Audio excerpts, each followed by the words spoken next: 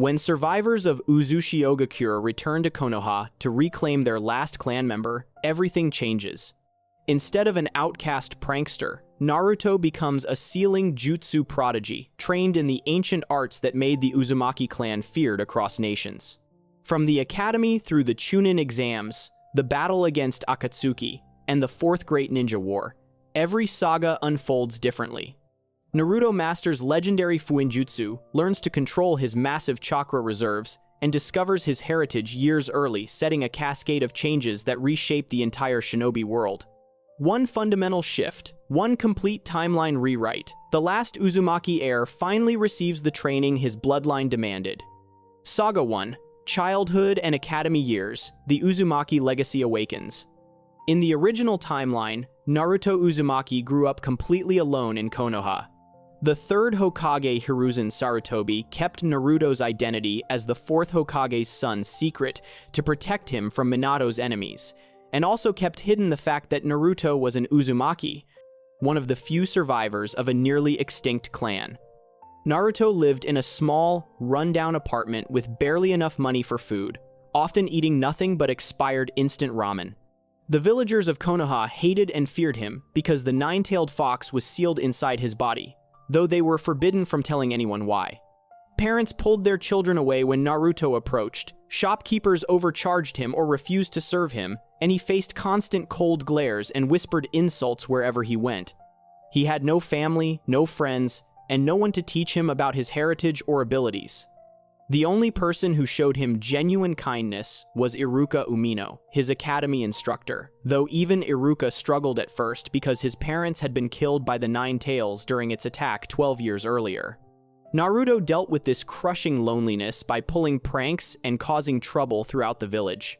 He painted graffiti on the Hokage monument, disrupted shops, and did anything he could to get attention, even negative attention. He failed the academy graduation exam twice, unable to perform even the basic clone jutsu that every student was required to master. His chakra control was terrible, partially because the Nine Tails chakra interfered with his own, and partially because no one taught him proper control techniques. He had massive chakra reserves due to being an Uzumaki and a Jinchuriki, giving him more raw power than most genin, but he had no idea how to use it effectively. He only managed to graduate after Mizuki, a traitorous Chunin, tricked him into stealing the Scroll of Seals. That night, Naruto learned the Shadow Clone Jutsu from the scroll and used it to defeat Mizuki, finally earning his forehead protector from Iruka. He graduated at age 12, the same age as his peers, and was placed on Team 7 with Sasuke Uchiha and Sakura Haruno under the leadership of Kakashi Hatake. Throughout these early years, Naruto had no knowledge of the Uzumaki clan, their abilities, or his connection to them. The spiral symbol on his clothing was just a design he liked. He did not know about Fuinjutsu, the art of sealing that his clan had mastered. He did not know about the adamantine sealing chains that some Uzumaki could manifest. He did not understand why he had such enormous chakra reserves or why he healed from injuries faster than other people. He was ignorant of the fact that his mother Kushina Uzumaki had been the previous Nine Tails Jinchuriki, or that she had come from Uzushiogakure before its destruction. He did not know that the fourth Hokage Minato Namikaze was his father, or that Minato had used an Uzumaki sealing technique to seal the Nine Tails inside him. All of this information was kept from him by the third Hokage's orders. Naruto grew up believing he was completely alone, with no clan and no family, just the demon fox inside him that everyone seemed to hate him for. This created a Naruto who was loud, brash, and desperate for acknowledgement. He declared constantly that he would become Hokage so that everyone would finally recognize his existence and respect him. His fighting style was wild and unrefined, relying on overwhelming opponents with large numbers of shadow clones and never giving up no matter how badly he was hurt. He had determination and willpower in abundance, but he lacked technique, strategy, and proper training. His massive chakra reserves were wasted on poorly executed jutsu because he had never learned proper chakra control. He could not perform genjutsu at all, his taijutsu was sloppy academy-level basics, and his ninjutsu was limited to transformation, substitution, and shadow clones. When he graduated and joined Team 7, he was the weakest member by far, constantly competing with Sasuke and being scolded by Sakura for his failures. Kakashi had to start his training almost from the beginning, teaching him tree walking and water walking exercises to improve his chakra control. However, in this altered timeline, Naruto's childhood unfolds completely differently due to one critical change. 3 years after the Nine Tails attack, when Naruto is 3 years old, a group of Uzumaki clan survivors arrive in Konoha. These survivors had scattered across the world when Uzumaki was destroyed during the Second Shinobi World War by a combined assault from Kirigakure, Kumogakure, and Iwagakure, who feared the Uzumaki clan's sealing techniques and saw them as too dangerous to leave alive. Most Uzumaki died defending their village, but some were away on missions or had already left before the attack. These survivors spent years in hiding, fearing that the villages who destroyed their home would hunt down any remaining clan members. They lived as wanderers and refugees, keeping their red hair hidden and never using their clan name. But when word reached them that an Uzumaki child had survived in Konoha and had become the Nine Tails Jinchuriki, several survivors made the dangerous decision to return to the Hidden Leaf Village, the only place that had ever been an ally to their clan. The group that arrives consists of 5 Uzumaki survivors. The leader is Kazumi Uzumaki, a woman in her 50s who had been a Jonin-level seal master in Uzushiogakure and was away on a long-term mission when the village fell. With her is her nephew Takeshi Uzumaki, a man in his 30s who specializes in barrier ninjutsu and had escaped the village's destruction as a young teenager. Also present is Ayame Uzumaki, a woman in her 40s skilled in medical ninjutsu and sealing formula, and her husband Masaru Uzumaki, who focuses on fuinjutsu applications for combat. The 5th member is Kenji Uzumaki, an elderly man in his 70s who was one of the oldest living members of the clan and possessed extensive knowledge of Uzumaki history and techniques. All of them carry deep trauma from losing their village and clan, but they are determined that the last Uzumaki child will not grow up ignorant of his heritage like they had feared. When they present themselves to the 3rd Hokage and demand to see Naruto Uzumaki, Hiruzen is initially resistant. He worries that drawing attention to Naruto's Uzumaki blood could put him in danger from the villages that destroyed Uzushiogakure. He also worries that these survivors might have ulterior motives or could be imposters trying to get close to the Nine Tails Jinchuriki. However, after using special verification seals that only true Uzumaki can activate and having them monitored by ANBU for several months, Hiruzen eventually agrees to let them meet Naruto. He establishes strict conditions. The Uzumaki survivors must live in Konoha under observation and report all of their activities to ANBU. They cannot discuss the Nine Tails with Naruto until Hiruzen decides he is old enough to understand. They must teach Naruto to be loyal to Konoha above all else. In exchange, they will be allowed to train Naruto in Uzumaki techniques and tell him about his clan's history. When 3-year-old Naruto meets the Uzumaki survivors for the first time, he does not fully understand what is happening. Kazumi kneels down in front of him with tears streaming down her face, gently touching his blonde hair and telling him that he is not alone, that he has family now. She explains in simple words that they are all Uzumaki, just like him, and that they are going to teach him everything about where he comes from. For Naruto, who has spent his entire short life being avoided and feared by everyone except the 3rd Hokage, having people who actually want to be near him and claim him as family is overwhelming. He cries and clings to Kazumi, not fully understanding clan or heritage, but understanding that these people do not look at him with fear or hatred. They look at him with love, sadness, and fierce protectiveness. From that day forward, the Uzumaki survivors become his family, teaching him, training him, and making sure he never feels abandoned again. The training begins immediately, even though Naruto is only 3 years old. Uzumaki children traditionally started learning about chakra and sealing theory as soon as they could understand language, and Kazumi insists on following these traditions. She starts by teaching Naruto about chakra in simple terms, explaining that everyone has energy inside them that can be used to do amazing things. She teaches him meditation exercises to help him sense his own chakra, modified for a young child's attention span with games and stories. She tells him about the Uzumaki clan, about how they came from Uzushiogakure, the village hidden in the whirling tides, and how they were known across the world for their incredible life force, massive chakra reserves, and mastery of Fuinjutsu. She explains that Fuinjutsu is the art of sealing, of trapping things with special formulas and symbols, and that the Uzumaki were the greatest seal masters who ever lived. She tells him that his bright blonde hair might not be red like most Uzumaki, but he still has Uzumaki blood and all the gifts that come with it. Naruto absorbs all of this with the straightforward acceptance of a young child. He learns that the spiral symbol he sees on clothing around Konoha is actually the Uzumaki clan symbol, and that Konoha wears it on their flak jackets to honor the friendship between the two villages. He learns that he has massive amounts of chakra because Uzumaki naturally have far more chakra than other people, allowing them to use powerful techniques without getting tired. He learns that his red cheeks are not unusual in their clan, as the Uzumaki are known for their vitality and strong constitutions. Most importantly, he learns that he is not weird or wrong for being different. He is an Uzumaki, and Uzumaki have always been different, and that difference made them great. This knowledge, gained so young, fundamentally changes how Naruto sees himself.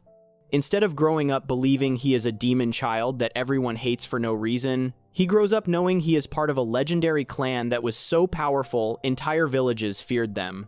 As Naruto grows from age 3 to age 5, his training intensifies under Kazumi's guidance. She teaches him chakra control exercises years before academy students normally learn them. She has him practice the leaf concentration exercise, where he sticks leaves to his forehead using chakra and tries to keep them there while moving around. She teaches him to sense his own chakra flow through his body, an advanced skill that most genin never master. She begins teaching him the basics of Fuinjutsu theory, starting with how seals work at the most fundamental level. Seals are created by writing specific formulas using chakra-conductive ink, and these formulas can trap, store, or manipulate chakra and physical objects. Different seals require different levels of precision and chakra control, and the more complex the seal, the more dangerous it is to make mistakes. Uzumaki specialized in seals that others found impossible, using their massive chakra reserves to power seals that would drain other shinobi to death. Takeshi focuses on teaching Naruto about chakra natures and how they relate to sealing techniques. He explains that everyone has a chakra nature, like fire, water, earth, lightning, or wind, and that knowing your nature helps you use jutsu more effectively.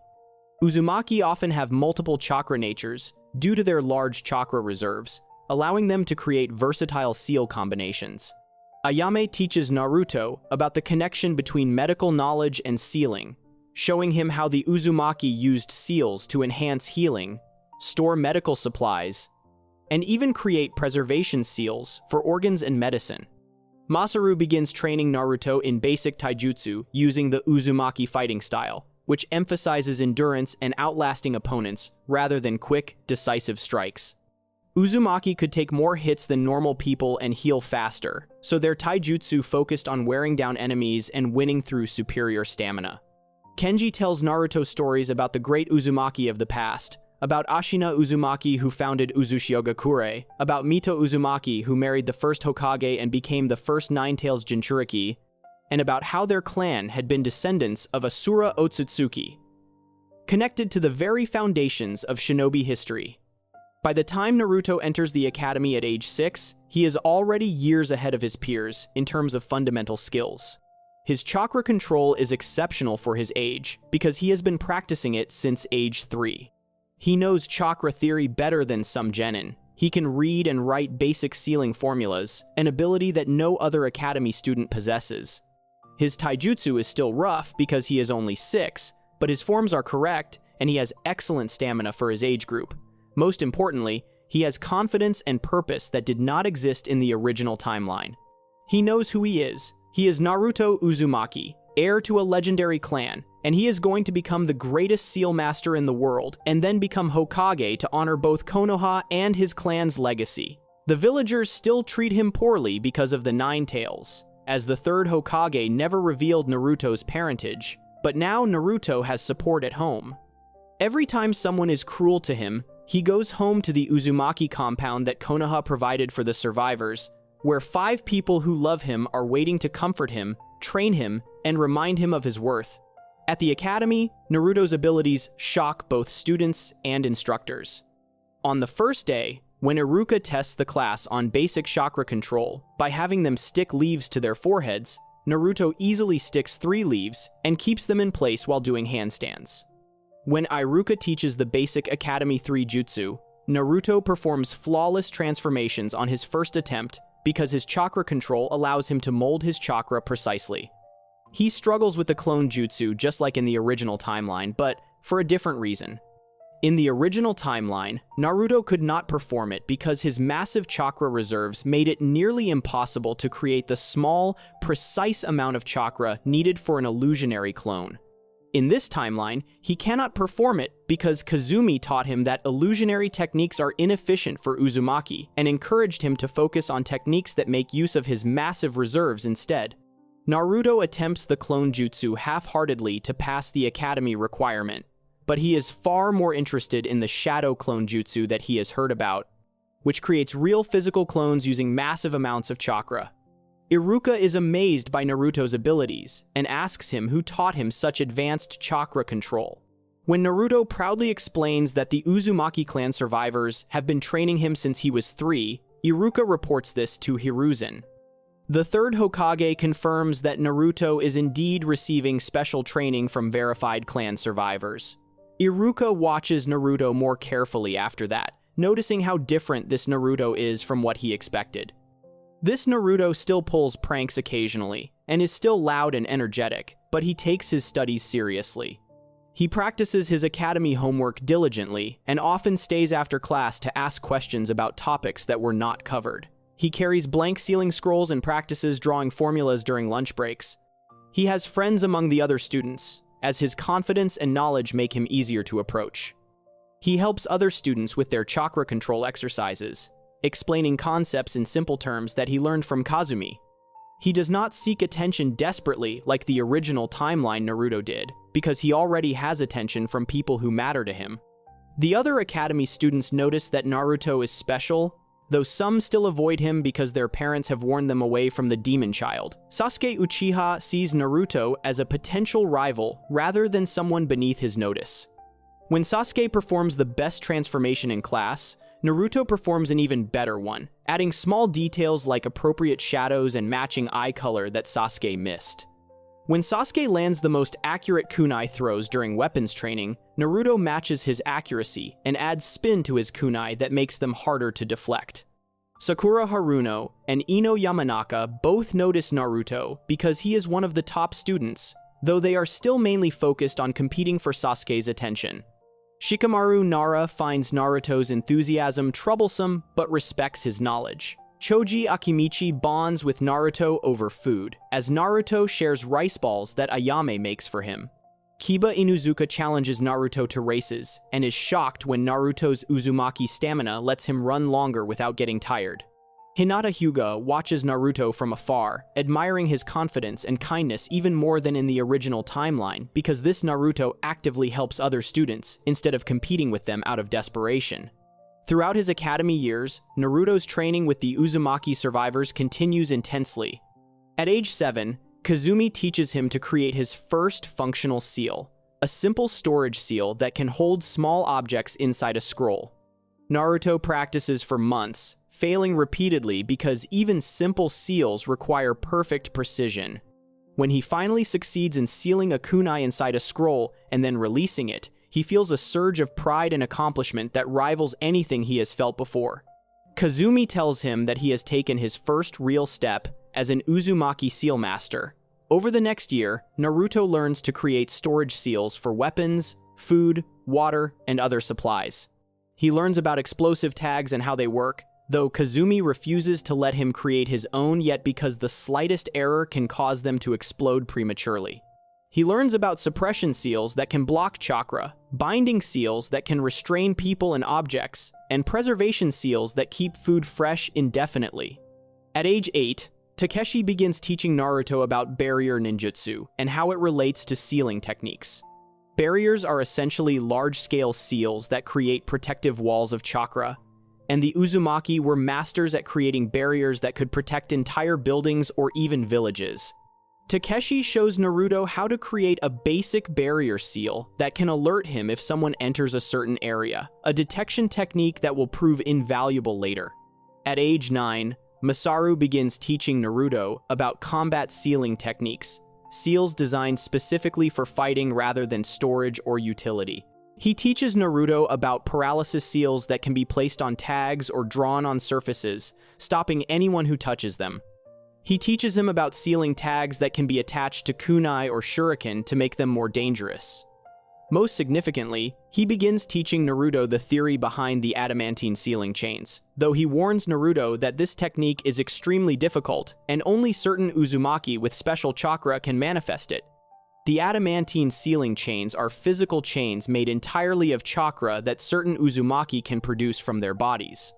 These chains are incredibly strong, capable of restraining even-tailed beasts, and they have natural sealing properties that suppress chakra on contact. Kushina Uzumaki, Naruto's mother, was able to use this technique, as was Karin, another Uzumaki survivor, though neither Naruto nor the survivors in this timeline know about Karin yet. Masaru explains that the ability to manifest the chains is hereditary, passing down through certain bloodlines within the Uzumaki clan, but it requires intense emotional focus and enormous chakra control to activate for the first time. He trains Naruto in visualization exercises, having him imagine chakra flowing out of his body and taking solid form. For months, nothing happens.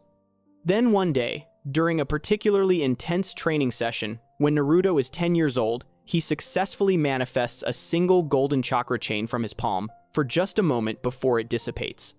The Uzumaki survivors are stunned and overjoyed, as this confirms that Naruto inherited his mother's ability. From that point forward, training the adamantine sealing chains becomes a major focus of Naruto's development. It takes him months to consistently summon even one chain, and years before he can summon multiple chains simultaneously or maintain them for extended periods. The technique drains enormous amounts of chakra even for an Uzumaki, which is why most shinobi could never use it at all. But Naruto has the Uzumaki's legendary chakra reserves, enhanced even further by the 9 tails sealed inside him, giving him effectively limitless chakra to work with once he masters control. By age 11, Naruto can manifest 2 to 3 chains at will and use them to grab objects, bind practice dummies, or defend himself. The chains have natural sealing properties, meaning anything they touch has its chakra suppressed, making them perfect for restraining shinobi or baiju. This gives Naruto a powerful ace that almost no one knows about, as he practices the technique only in private training sessions with the Uzumaki survivors. When Naruto is 11 and preparing for his final year at the academy, Kenji decides it is time to tell him more about his mother. The third Hokage had asked the survivors not to reveal Naruto's parentage for fear that enemies of the fourth Hokage might target him, but Kenji argues that Naruto deserves to know about Kushina Uzumaki at least, even if they cannot tell him about Minato yet. After getting Hiruzen's reluctant permission, Kenji sits Naruto down and explains that his mother was Kushina Uzumaki, the second Nine Tails Jinchuriki and the red-hot habanero of Konoha, known for her powerful personality and incredible strength.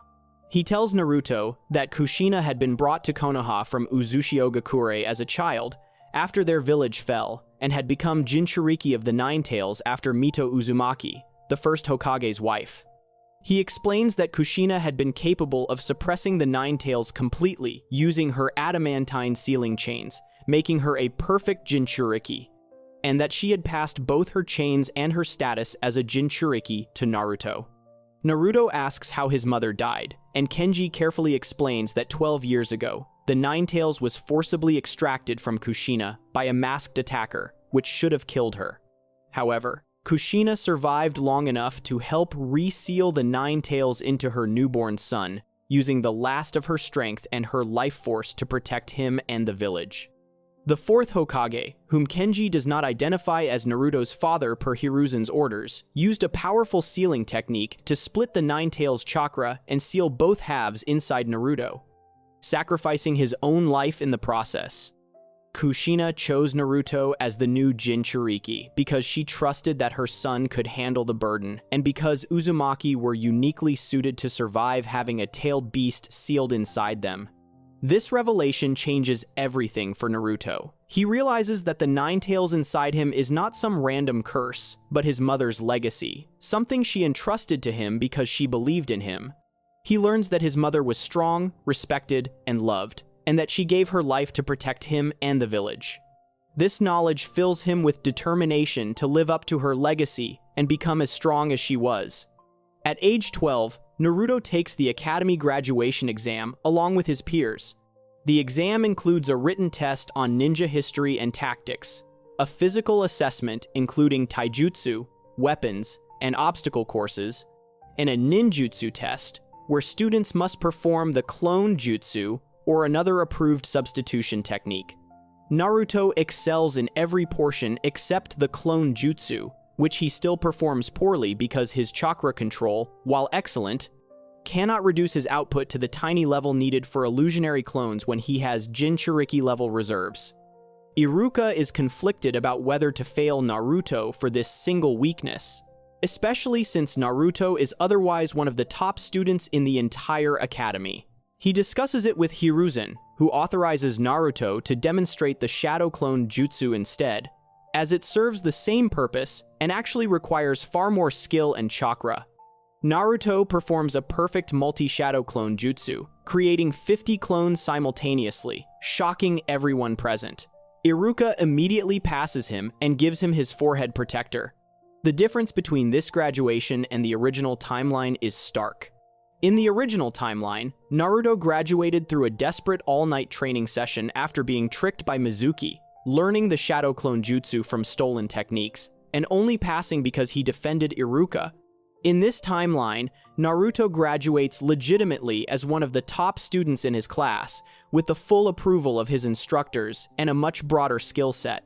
He has mastered chakra control, learned dozens of sealing formulas, developed his adamantine sealing chains, and absorbed years of Uzumaki combat techniques and clan knowledge.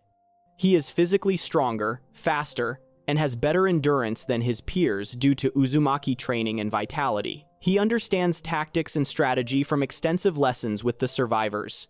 Most importantly, he has confidence in himself, not from arrogance or desperation for attention, but from genuine skill and the support of his clan. When the academy instructors create the three-man genin teams, they place Naruto on Team 7 with Sasuke Uchiha and Sakura Haruno, just like the original timeline. However, when these three meet their Jonin instructor Kakashi Hatake for the first time, they are a completely different team than they would have been before, with a Naruto who is already more skilled than some Chunin and carrying the complete legacy of the Uzumaki clan. If you're blown away by how different this timeline is becoming, make sure to subscribe because we're just getting started with this complete series reimagining. Moving on to the second saga of our What If timeline. Saga 2, Team 7 Formation and Land of Waves Mission, the Seal Master's First Battle. In the original timeline, Team 7's formation and their mission to the Land of Waves marked Naruto's first real steps as a ninja. After passing the bell test through teamwork rather than skill, Team 7 spent several weeks completing D-rank missions like catching runaway pets, pulling weeds, and babysitting the Hokage's grandson. Naruto found these missions boring and complained constantly, eventually pressuring the third Hokage into giving them a C-rank escort mission. They were assigned to protect Tizuna, a bridge builder from the Land of Waves, on his journey home. The mission seemed simple until they were ambushed by the Demon Brothers, two Chunin-level missing nin from Kirigakure. Naruto froze in fear during this first real combat, getting injured by a poisoned claw before Kakashi and Sasuke defeated the attackers. Ashamed of his cowardice, Naruto stabbed himself to bleed out the poison and swore never to run away again. The mission escalated dramatically when they encountered Zabuza Momochi, one of the 7 ninja swordsmen of the mist, and an A-rank missing nin. Zabuza's water prison technique trapped Kakashi, leaving Naruto, Sasuke, and Sakura to fight alone. Naruto devised a plan using shadow clones and the transformation jutsu, hiding a windmill shuriken in the shadow of another and transforming into the shuriken himself. This clever strategy allowed them to free Kakashi, who then defeated Zabuza using copied jutsu thanks to his Sharingan. However, Haku appeared disguised as a Kirigakure hunter nin, and seemingly killed Zabuza with Senbon needles, taking the body away. Kakashi suspected Zabuza survived because Senbon were rarely lethal, and hunters were supposed to destroy bodies on sight. During their week of recovery at Tezuna's house, Kakashi taught Naruto and Sasuke tree-walking exercises to improve chakra control, which both eventually mastered after days of practice. When Zabuza and Haku returned for the final confrontation on the bridge, Sasuke fought Haku inside his demonic mirroring ice crystals technique, a Kekkei Genkai that created ice mirrors surrounding the opponent, while Haku moved between them at blinding speed. Sasuke awakened his Sharingan during this fight, gaining the ability to track Haku's movements, though he still could not match Haku's speed. Naruto arrived late to the battle and entered the ice mirrors to help Sasuke, but both genin were overwhelmed by Haku's attacks. When Haku threw needles to kill Naruto, Sasuke blocked them with his body, seemingly dying to protect his teammate. This triggered Naruto's rage, causing the Ninetales chakra to leak out for the first time, covering Naruto in a red cloak of demon chakra. With this power boost, Naruto broke out of the ice mirrors and nearly killed Haku before the masked ninja calmed him down. Meanwhile, Kakashi fought Zabuza, who attacked with his eyes closed to counter the Sharingan's genjutsu. When Kakashi prepared to kill Zabuza with his lightning blade technique, Haku sacrificed himself by jumping in front of the attack, dying to protect his master. The crime lord Geto then arrived with an army of thugs and betrayed Zabuza, refusing to pay him and mocking Haku's death. Naruto gave an emotional speech that made Zabuza realize Haku truly cared for him. Despite being unable to move his arms, Zabuza took a kunai in his mouth and charged through Gato's army, killing the crime lord before dying from his injuries. Team 7 buried Zabuza and Haku together, and Tezuna named the completed bridge after Naruto in honor of their sacrifice. In the altered timeline, Team 7's formation begins identically with Naruto, Sasuke, and Sakura meeting Kakashi Hatake at Training Ground 3. Kakashi arrives 3 hours late with his usual excuse of getting lost on the path of life, immediately testing his new students with his laid-back attitude and mysterious covered eye. He tells them to introduce themselves by sharing their likes, dislikes, dreams, and hobbies. Sakura goes first, admitting she likes Sasuke and dislikes Naruto, dreaming of getting Sasuke to notice her. Sasuke goes next, coldly stating he has no likes, dislikes many things, and dreams of killing a certain someone to restore his clan. Kakashi finds both responses troubling. When Naruto's turn comes, however, his introduction differs from the original timeline. He states that he likes Fuinjutsu, training with the Uzumaki clan survivors, and ramen from Ichiraku. He dislikes people who look down on others without understanding them. His dream is to become Hokage and rebuild the Uzumaki clan's reputation by becoming the greatest seal master in history. His hobbies include practicing sealing formulas and reading about Uzumaki history. Kakashi's visible eye widens slightly at the mention of Fuinjutsu and the Uzumaki clan, realizing this Naruto is fundamentally different from what he expected. The next morning, Kakashi instructs them to meet at Training Ground 3 at 5 in the morning without eating breakfast. When they arrive, he reveals the bell test. He has 2 bells attached to his belt, and the 3 genin must take them before noon to pass. Anyone who fails will be sent back to the academy and will not get lunch. Since there are only 2 bells, at least one person must fail, creating competition rather than cooperation. Kakashi pulls out his Icha Icha Paradise novel and begins reading, dismissing them as too weak to require his full attention. In the original timeline, Naruto immediately attacked without planning, getting caught in basic traps. In this timeline, Naruto does not rush in blindly. Instead, he catches Sakura's eye and makes subtle hand signals that Team 7 has not yet established, frustrating him. He calls out that they should work together since Kakashi is clearly stronger than any of them individually. Sasuke scoffs at this suggestion, disappearing into the forest to plan his own attack. Sakura follows Sasuke, leaving Naruto alone. Realizing his teammates will not cooperate yet, Naruto decides to demonstrate his abilities to earn their respect. He creates 5 shadow clones, far fewer than the original timeline's hundreds, showing controlled use of the technique. The clones spread out while Naruto himself uses a basic substitution jutsu to hide. Kakashi remains reading his book, seemingly unconcerned. When the clones attack from multiple angles, Kakashi defeats them without looking up from his novel, using basic taijutsu to dispel each clone with simple strikes. However, while Kakashi is distracted, the real Naruto has been drawing a sealing formula on the ground in a circular pattern around Kakashi's position. When the last clone is defeated, Naruto activates the seal by slamming his palm down and channeling chakra through it. Suppression seal tags buried around the training ground glow with Uzumaki symbols, and Kakashi suddenly feels his chakra being restricted. His movements slow slightly, and he actually closes his book, impressed. Kakashi tests the seal by trying to use chakra to enhance his movements, finding that his chakra flow is being disrupted by the sealing formula affecting the area. He realizes Naruto set this trap during his introduction yesterday when he was the first to arrive at the training ground, showing forethought and planning far beyond Genin level. The seal is not strong enough to fully suppress a Jonin's chakra, as Naruto's skill is still developing, but it demonstrates knowledge that takes most ninja years to acquire.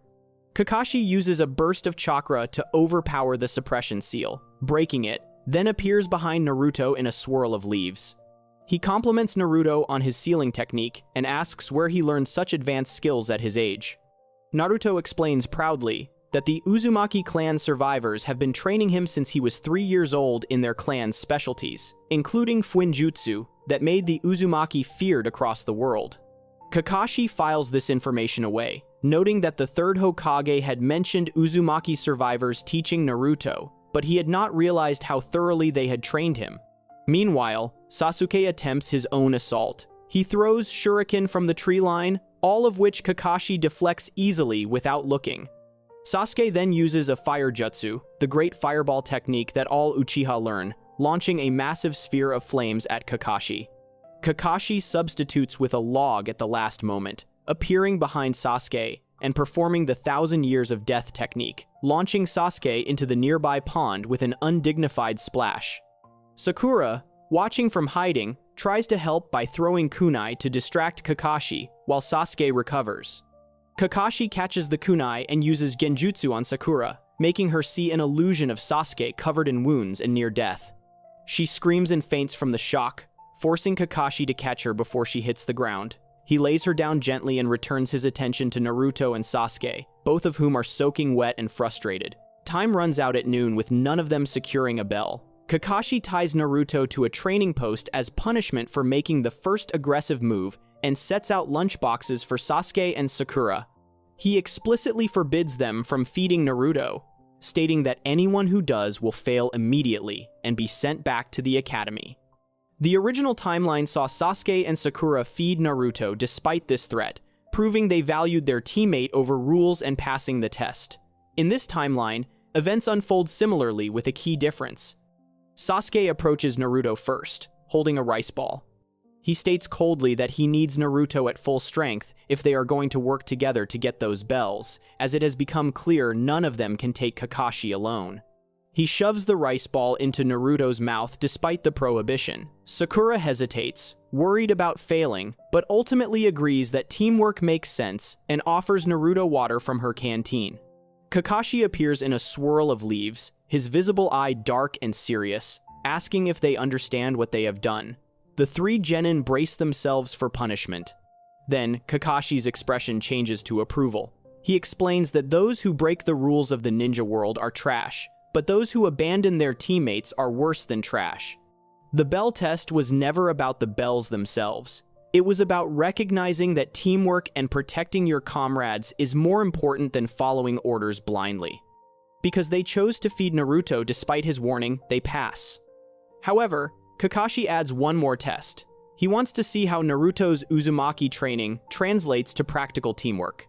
He unseals a training dummy from a storage scroll and places it 30 meters away, then challenges Team 7 to hit it using teamwork within 5 minutes. Sasuke immediately suggests he use a fire jutsu while Naruto uses wind jutsu to amplify the flames, a classic combination. Naruto shakes his head and offers a different approach.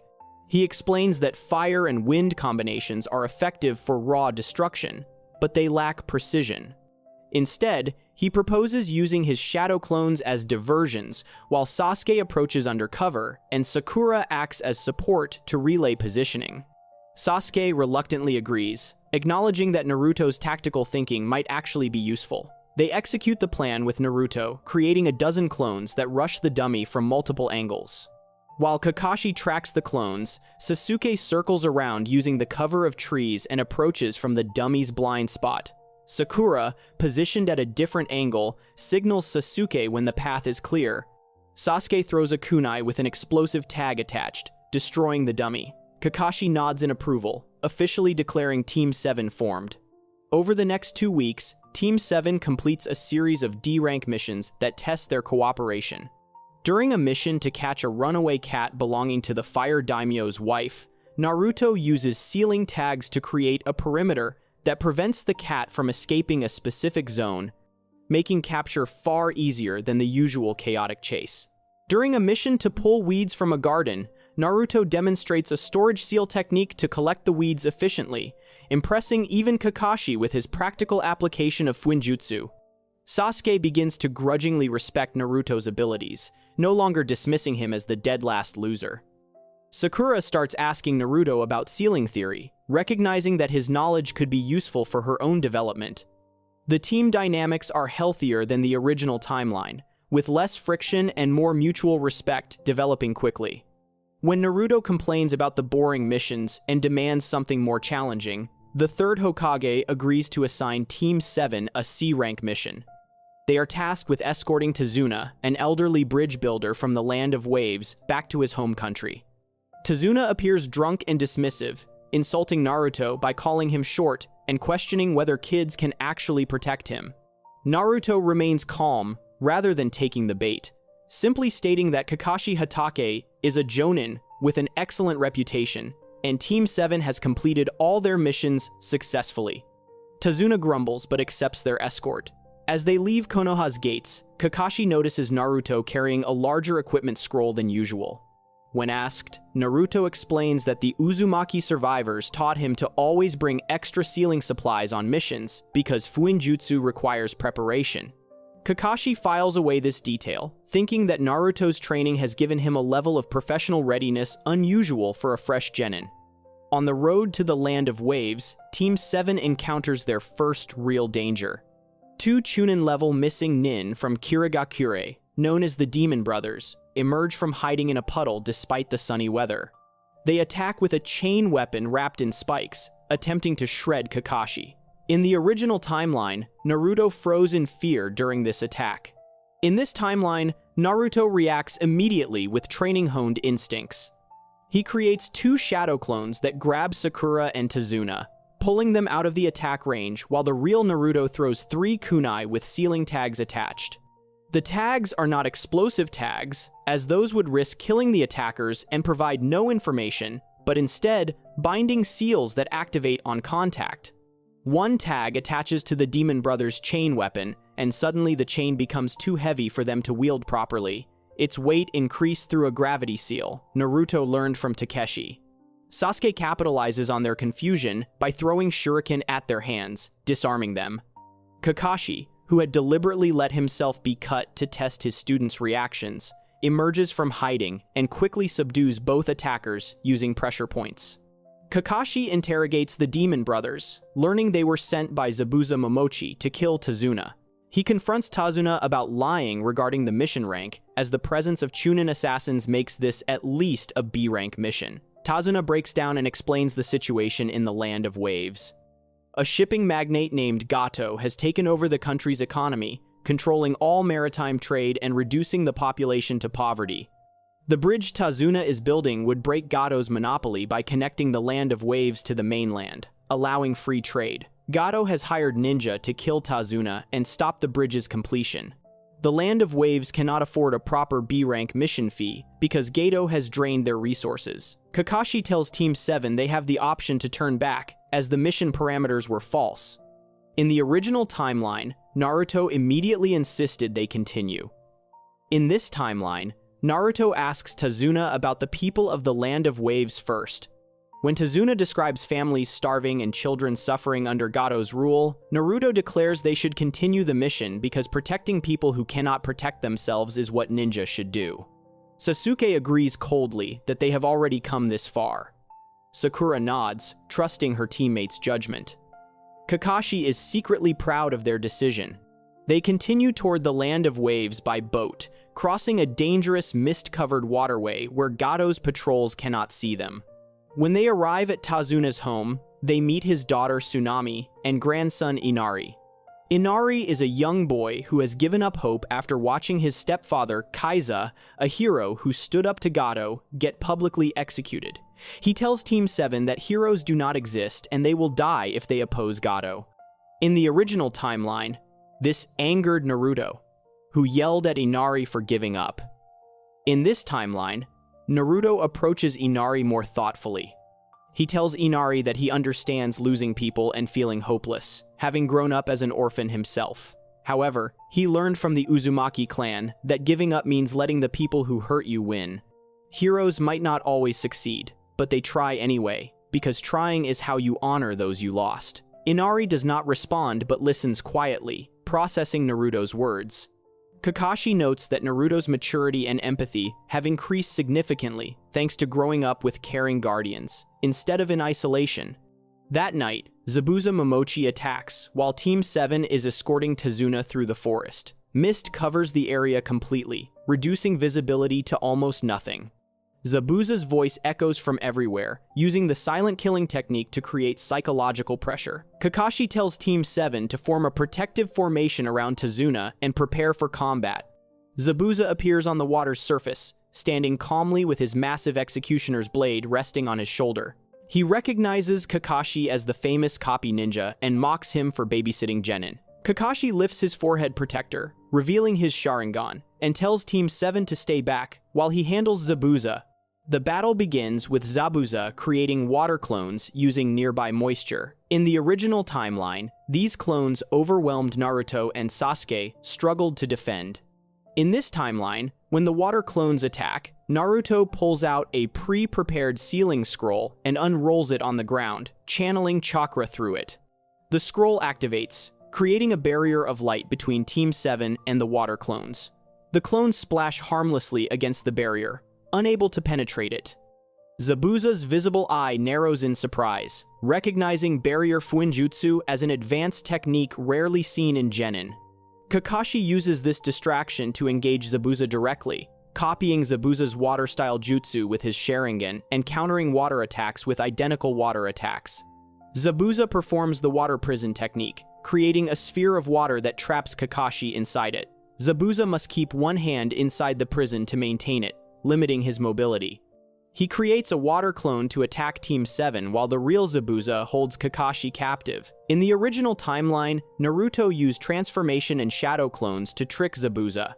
In this timeline, Naruto employs a more sophisticated strategy. He creates 5 shadow clones that attack the water clone from different angles while he stays back, working on something Sasuke cannot see. Sasuke recognizes this as a diversion tactic and joins the attack, using his superior taijutsu to keep the water clone occupied. Sakura protects Tazuna, throwing kunai whenever the water clone gets too close to their position. While this is happening, Naruto has been rapidly drawing a sealing formula on a special tag using chakra conductive ink he carries. The seal is incomplete and sloppy because he is rushing, something Kazumi always warned him against, but he needs to act fast before Kakashi drowns. Once the seal is drawn, Naruto attaches it to a kunai and throws it at Zabuza's trapped hand in the water prison. Zabuza dodges easily, but the kunai was never meant to hit him. It was meant to stick into the water prison itself. The moment the kunai with the seal touches the water prison, the seal activates with a flash of light. The seal is a basic disruption seal designed to interfere with chakra constructs. The water prison destabilizes for just a moment, rippling violently. This is not enough to break the jutsu completely since Naruto's seal is crude and rushed, but it creates an opening. Kakashi bursts out of the weakened prison through sheer force, breaking free. Zabuza is forced to release the water prison to avoid chakra backlash from the disrupted technique. He stares at Naruto with genuine surprise, asking what that technique was. Naruto grins and says it is an Uzumaki clan secret. Kakashi immediately goes on the offensive, engaging Zabuza in high-speed taijutsu before using his copied water dragon jutsu to overwhelm Zabuza.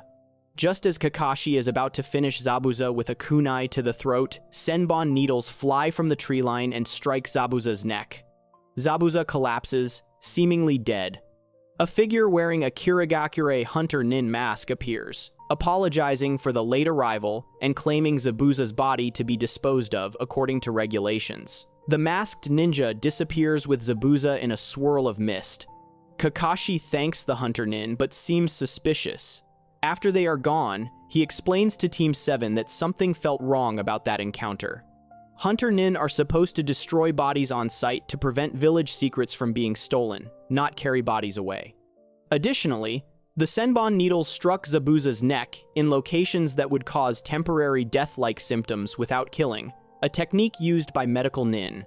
Kakashi concludes that Zabuza is likely still alive, and the Hunter Nin was his ally. Naruto asks why someone would fake being a Hunter Nin, and Kakashi explains that Zabuza probably needs time to recover from his injuries before attacking again. This gives Team 7 roughly 1 week to prepare. Kakashi collapses from chakra exhaustion due to overusing his Sharingan, forcing Team 7 to carry him back to Tazuna's house. While Kakashi recovers in bed over the next few days, he decides to train Naruto and Sasuke in chakra control through tree walking exercises, recognizing they will need every advantage against Zabuza's return. Kakashi takes Naruto, Sasuke, and Sakura to a forest clearing and explains the tree walking exercise. By focusing chakra to the soles of their feet, they can stick to vertical surfaces and walk up trees without using their hands. Too little chakra and they will fall. Too much and they will break the bark and get pushed away. Sakura masters it on her first attempt, demonstrating perfect control and earning praise from Kakashi. Sasuke manages to walk several steps up the tree before falling, showing his natural talent. When Naruto tries, he walks halfway up the tree before the bark cracks, and he is pushed off. Kakashi is surprised, expecting Naruto to have perfect control after years of Uzumaki training. Naruto explains that tree walking is actually harder for him than it should be because of his enormous chakra reserves. Having huge reserves means he naturally channels more chakra than necessary, and suppressing it to the tiny amount needed for tree walking requires constant concentration. In the original timeline, this problem was partially caused by the Nine Tails chakra interfering with his control. In this timeline, Naruto has been trained since childhood to control his Uzumaki reserves, but the addition of the Nine Tails' chakra on top of his already massive Uzumaki reserves creates a unique challenge. Kazumi had warned him this would be an issue, but had not found a complete solution yet. Over the next 3 days, Naruto and Sasuke practice tree walking obsessively. Sasuke masters it on the second day through sheer determination and Uchiha talent. Naruto struggles longer because of his reserves, but by the third day, he finally achieves consistent tree walking by developing a technique where he creates a thin seal on the soles of his feet using chakra, essentially creating a buffer that regulates chakra flow. This seal-based solution is something only someone with Uzumaki sealing knowledge could develop, and Kakashi is impressed by Naruto's innovative problem-solving. During their training, Naruto encounters Haku in the forest. Haku, not wearing his mask, appears as a beautiful young person gathering medicinal herbs. They talk briefly, and Haku asks Naruto what he is training for. Naruto explains that he wants to protect his precious people and prove that the Uzumaki clan's legacy is worth preserving. Haku responds that he also fights to protect someone precious to him, even if it means becoming a tool for that person's dream. Naruto argues that people are not tools, they are individuals with worth, but Haku simply smiles sadly and leaves. Naruto does not realize until later that this person was Zabuza's ally. On the 7th day, Kakashi is recovered enough to accompany Tazuna to the bridge construction site. He leaves Naruto behind at the house to rest from his intensive training, taking only Sasuke and Sakura with him. This decision proves critical when Tazuna's workers are found unconscious on the bridge, and mist covers the area completely. Zabuza and Haku, now wearing his Hunter Nin mask, emerge from the mist. Zabuza mocks Kakashi for bringing children to a battlefield. Haku moves toward Sasuke, recognizing him as the second strongest on Team 7 after Kakashi. Sasuke realizes this is the person he met in the forest and demands to know why Haku is working with Zabuza. Haku explains that Zabuza saved his life when he was a child and gave him purpose, so he will do anything to make Zabuza's dreams real, even if it means killing. Sasuke scoffs at this devotion, stating that being a tool is pathetic. Haku responds by performing hand seals with one hand and creating ice mirrors around Sasuke, trapping him inside the demonic mirroring ice crystals Kekkei Genkai. Meanwhile, at Tezuna's house, two of Gato's thugs break in to kidnap Tsunami and use her as leverage against Tezuna. Inari tries to defend his mother despite his fear, showing the courage Naruto's words inspired. Just as the thugs are about to kill Inari, Naruto crashes through the window, using a shadow clone to boost his jump. He creates a dozen clones instantly and defeats both thugs within seconds using taijutsu combinations the Uzumaki survivors taught him. The clones dogpile the thugs until they are unconscious and bound with rope. Naruto tells Inari he did well by standing up for his mother, and that courage is not about not being afraid, it is about acting despite fear. Inari cries and thanks Naruto for helping him find his bravery again. Naruto asks Tsunami for the fastest route to the bridge and rushes out, knowing his team needs him.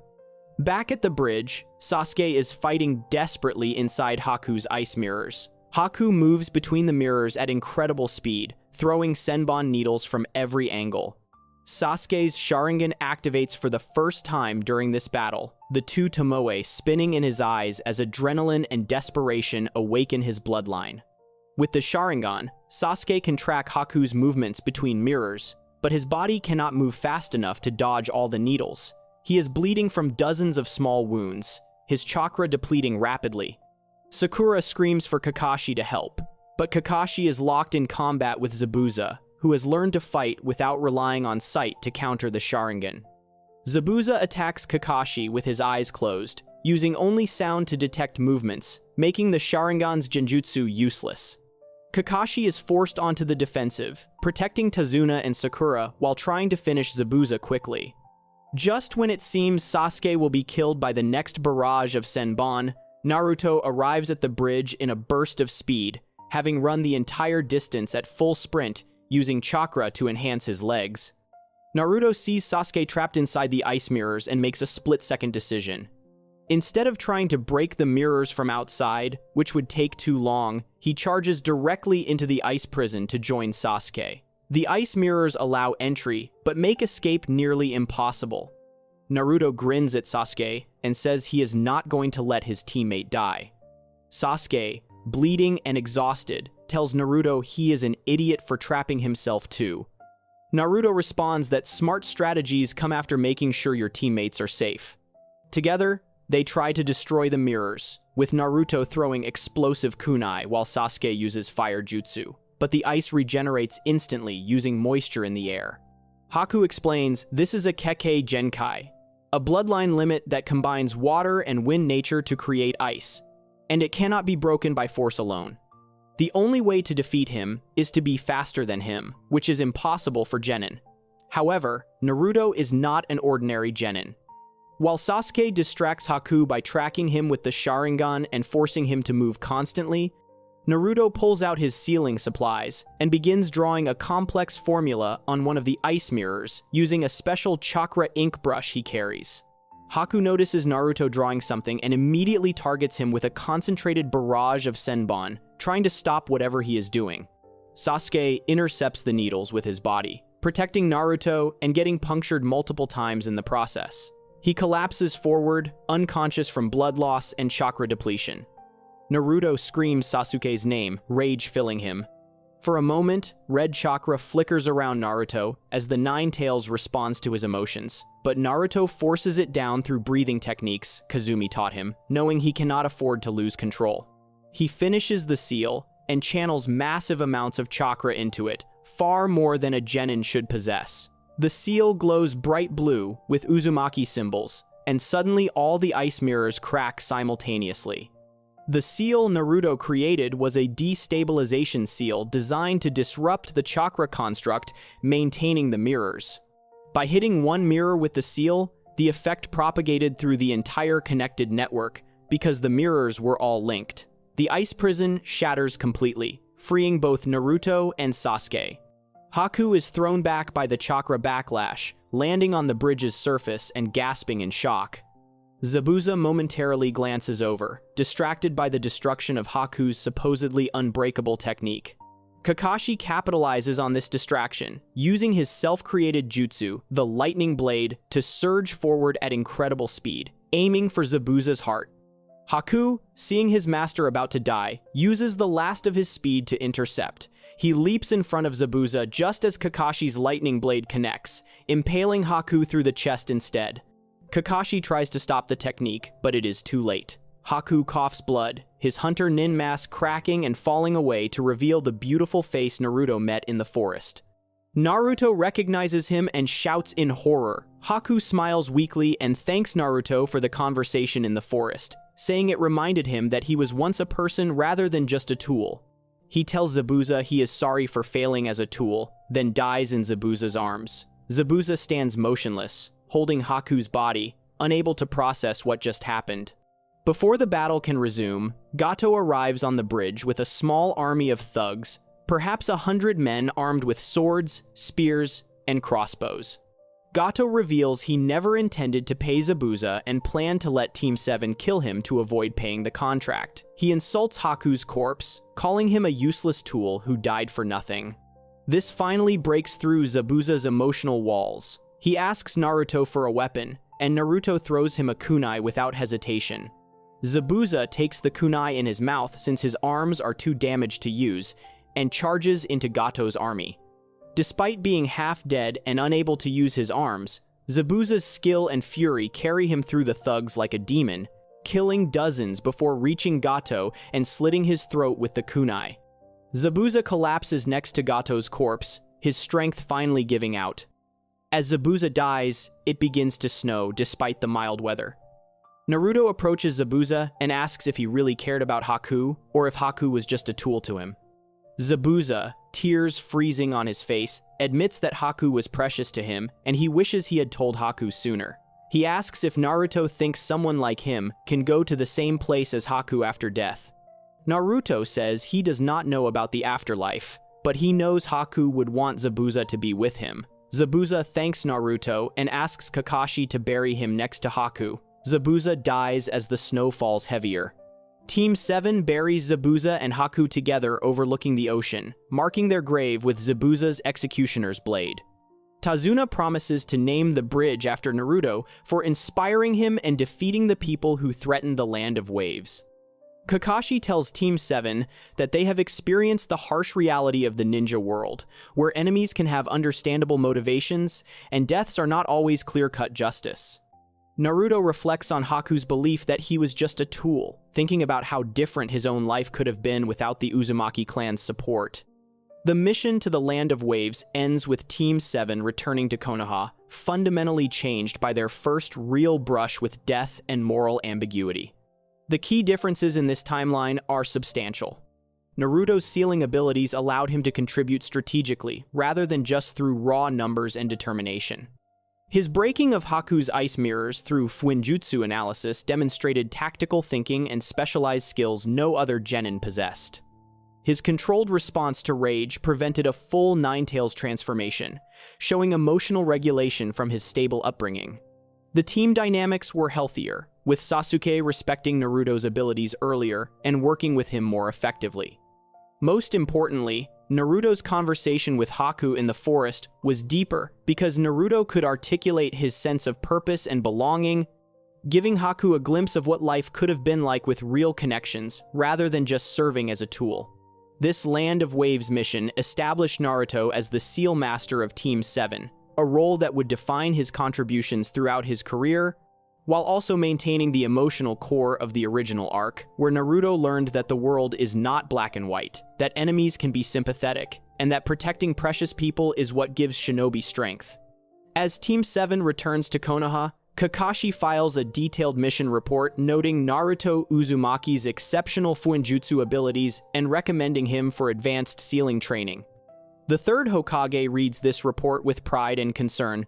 knowing that Naruto's growing power and skills will soon attract attention from forces far more dangerous than missing Nin. Before we move on, make sure to subscribe if you're enjoying this breakdown. Moving on to the third saga of our What If timeline. Saga 3, Chunin Exams, the Seal Master's Dominance. In the original timeline, the Chunin Exams marked a turning point for Naruto and his generation. The exams consisted of 3 stages designed to test different aspects of a Chunin's required skills. The first stage was a written test proctored by Ibiki Morino, head of Konoha's torture and interrogation force. The test had 9 extremely difficult questions that genin were not expected to know, testing their information-gathering abilities. The real test was whether they could cheat without getting caught, as 2 planted Chunin had all the correct answers. Candidates started with 10 points and lost 2 points each time they were caught cheating. If caught 5 times, the entire team failed. The 10th question was revealed 45 minutes into the exam. Ibiki announced that anyone who chose to take the 10th question but answered incorrectly would never be allowed to take the Chunin exams again. Teams could forfeit before hearing the question, which would also fail them. The question itself was a test of courage and willingness to face the unknown, qualities essential for Chunin who must make life or death decisions. Naruto, who had not answered a single question correctly, raised his hand defiantly and declared he would become Hokage even if he remained a genin forever. His determination inspired the remaining teams to stay, and Ibiki passed everyone who remained without even asking the actual 10th question. The second stage took place in the Forest of Death, a massive training ground filled with dangerous wildlife and hostile terrain. Teams were given either a Heaven Scroll or Earth Scroll and had 5 days to reach the tower in the center with both scrolls. They had to take the other scroll from rival teams by force or trade. Team 7 received an Earth Scroll and entered the forest. They were immediately attacked by a disguised Rain Village ninja, whom Naruto saw through by asking a question about their earlier conversation that the fake could not answer. After defeating the imposter, they were attacked by Orochimaru disguised as a Grass Village ninja. Orochimaru was interested in Sasuke as a potential vessel for his body transfer technique. During the encounter, Sasuke froze in fear when Orochimaru released killing intent. Naruto fought bravely, but was easily defeated by Orochimaru's superior skills. Before leaving, Orochimaru bit Sasuke on the neck and applied the Cursed Seal of Heaven, a mark designed to corrupt Sasuke's mind and draw him to Orochimaru. The seal gave Sasuke increased power when activated in exchange for slowly eating away at his sanity. Sasuke fell unconscious from the curse mark's pain, while Sakura protected both him and Naruto from further attacks. Rock Lee arrived to help Sakura against the Sound 3, genin working for Orochimaru, and fought valiantly before being defeated. Sakura fought alone until Team 10 arrived to save her. Sasuke awakened with the curse mark active and brutally defeated the Sound Ninja with enhanced power before passing out again. Team 7 eventually reached the tower and passed to the third stage. Because too many teams passed the second stage, preliminaries were held to reduce participants. The preliminaries were one-on-one matches randomly selected by an electronic board. Sasuke fought Yoroi and won using Taijutsu and the Lion combo, despite being ordered not to use the curse mark. Sakura and Ino fought to a draw, both knocking each other unconscious simultaneously. Shikamaru defeated Kin using his Shadow Possession Jutsu cleverly. Naruto fought Kiba and his dog Akamaru, winning through a combination of shadow clones, the transformation jutsu to confuse them, and a devastating fart that incapacitated Kiba's enhanced smell. Hinata lost to Neji after a brutal match where Neji sealed her chakra points and nearly killed her, requiring Jonin intervention. Rock Lee fought Gaara in the most memorable preliminary match, removing his training weights and opening the inner gates to achieve incredible speed. Despite pushing Gaara to his limits, Lee was crushed by Gaara's sand and suffered severe injuries that nearly ended his ninja career. The matches concluded with 9 finalists advancing. During the month before the finals, Naruto trained with Jiraiya to learn summoning jutsu and improve his chakra control, while Sasuke trained with Kakashi to learn the Chidori lightning technique. The finals were held in a large stadium with the Hokage, feudal lords, and many spectators present. Naruto fought Neji first, with Neji lecturing him about destiny and how failures would always be failures. Naruto proved him wrong by using clever tactics, tapping into the Nine Tails chakra when his own was sealed, and ultimately punching Neji from underground after creating a diversion with a clone. Neji realized his beliefs about fate were wrong and acknowledged Naruto's strength. Shikamaru fought Temari and could have won with superior tactics, but forfeited due to running low on chakra. Sasuke arrived late for his match against Gaara. During their fight, Sasuke pierced Gaara's absolute defense with the Chidori, causing Gaara to see his own blood for the first time. This triggered Gaara's transformation into Shukaku, the one-tailed beast. Orochimaru and his allies launched their invasion of Konoha during this chaos, using genjutsu to put most spectators to sleep. The third Hokage was trapped in a barrier with Orochimaru and his resurrected first and second Hokages.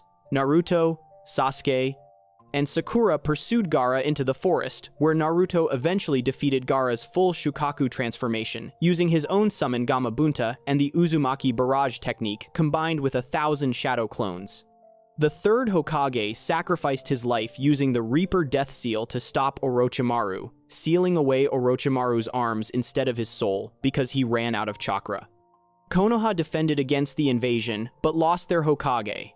In the altered timeline where Naruto received Uzumaki clan training from childhood, the Chunin exams unfold very differently.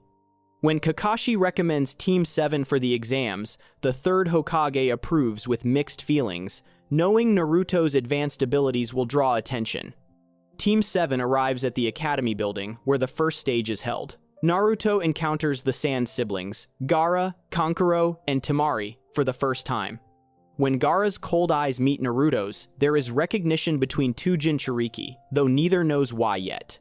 Sasuke and Rock Lee have their confrontation in the hallway, where Lee challenges Sasuke and easily defeats him with pure taijutsu, shocking Sasuke and motivating him to train harder. When they enter the exam room, Ibiki Morino explains the rules. Naruto listens carefully, immediately understanding that the test is designed for information gathering rather than actual knowledge. The questions are beyond genin level, confirming his suspicion. When the test begins, Naruto does not panic like his original timeline self. He pulls out a blank piece of paper and a special ink pen from his equipment pouch, items he carries everywhere thanks to Kazumi's training. While other genin frantically cheat using their various techniques, Naruto calmly draws a small sealing formula on his paper. It is a sensory seal, a basic detection technique the Uzumaki survivors taught him. He channels minimal chakra through it, and the seal allows him to detect chakra signatures within a certain radius. By sensing the two planted Chunin, who are writing confidently, without hesitation or stress, Naruto identifies them as having the answers. He does not need to copy their papers directly. Instead, he watches their hand movements using peripheral vision and deduces which answers they are filling in based on the pattern of their movements and the amount of time they spend on each question. This technique requires excellent observation skills and understanding of test-taking patterns, both of which his training developed. Within 20 minutes, Naruto has answered all 9 questions correctly without obvious cheating. Sakura, having exceptional intelligence and knowledge, answers most questions through actual understanding. Sasuke uses his newly awakened Sharingan to copy answers from a skilled ninja nearby. When Ibiki announces the 10th question, the room tenses. Naruto understands immediately that this is the real test, recognizing it as the kind of psychological evaluation Takeshi warned him about during tactical training. Chunin must make difficult decisions under pressure and face unknown dangers. When Ibiki explains that failing the 10th question means never taking the exams again, and that forfeiting will fail the entire team, many genin raise their hands to quit. Naruto does not. When Ibiki asks if anyone else wishes to leave, Naruto stands up calmly rather than slamming his hand down like in the original timeline. He speaks clearly and confidently, stating that a true ninja does not run from the unknown, and that the Uzumaki clan never surrendered even when their entire village was destroyed by combined enemy forces. He declares that he will face whatever comes because that is what it means to protect precious people and honor those who came before. His speech is less about personal pride and more about duty and legacy, reflecting his upbringing with clan survivors who taught him about responsibility. This inspires the remaining teams even more effectively than his original loud declaration, as it carries weight and wisdom beyond his years. Ibiki smiles slightly, impressed by the Uzumaki boy's maturity, and passes everyone who remained. Anko Mitarashi crashes through the window dramatically to announce the second stage, startling everyone except Naruto, who sensed her chakra approaching through his detection seal. At the Forest of Death, Anko explains the rules about the scrolls and the 5-day time limit. Before teams can enter, they must sign liability waivers, acknowledging that death is possible. Naruto signs without hesitation, having been taught by the Uzumaki survivors that ninja work involves constant mortal risk. Team 7 receives an Earth Scroll. Kakashi pulls Naruto aside briefly and reminds him that if things become too dangerous, survival is more important than passing. Naruto nods seriously, understanding that Kakashi is worried about the recent reports of a dangerous ninja infiltrating the exams. Once inside the forest, Team 7 moves cautiously with Naruto, periodically using detection seals to scan for nearby teams. This gives them a significant tactical advantage, as they can avoid unnecessary fights or prepare ambushes. On the first day, they encounter a Rain Village team. Naruto senses them approaching and signals his teammates. When the Rain Nin try to ambush Team 7, they find themselves caught in a trap instead. Naruto had placed barrier tags around their position during their brief rest, creating an alarm system. The Rain team is defeated quickly through coordinated attacks, and Team 7 takes their Heaven Scroll. However, as they continue toward the tower, Naruto's detection seal picks up an enormous chakra signature approaching rapidly, far beyond Genin level. He warns his teammates that someone very powerful is coming. A Grass Village ninja appears, asking to trade scrolls peacefully. Naruto immediately recognizes something is wrong because the chakra he sensed was malevolent and this person is pretending to be friendly. He asks the Grass Nin a question about something from earlier in the exams to verify their identity. When the Nin answers vaguely, Naruto knows this is an imposter. The Grass Nin sheds their disguise, revealing Orochimaru. The Sannin is impressed that a Genin detected his infiltration. Orochimaru releases Killing Intent, a psychological attack that makes victims feel death itself approaching. Sasuke freezes completely, traumatized by memories of his clan's massacre. Sakura is paralyzed with fear. Naruto, however, stands his ground, breathing deeply using techniques Kazumi taught him for maintaining composure under stress.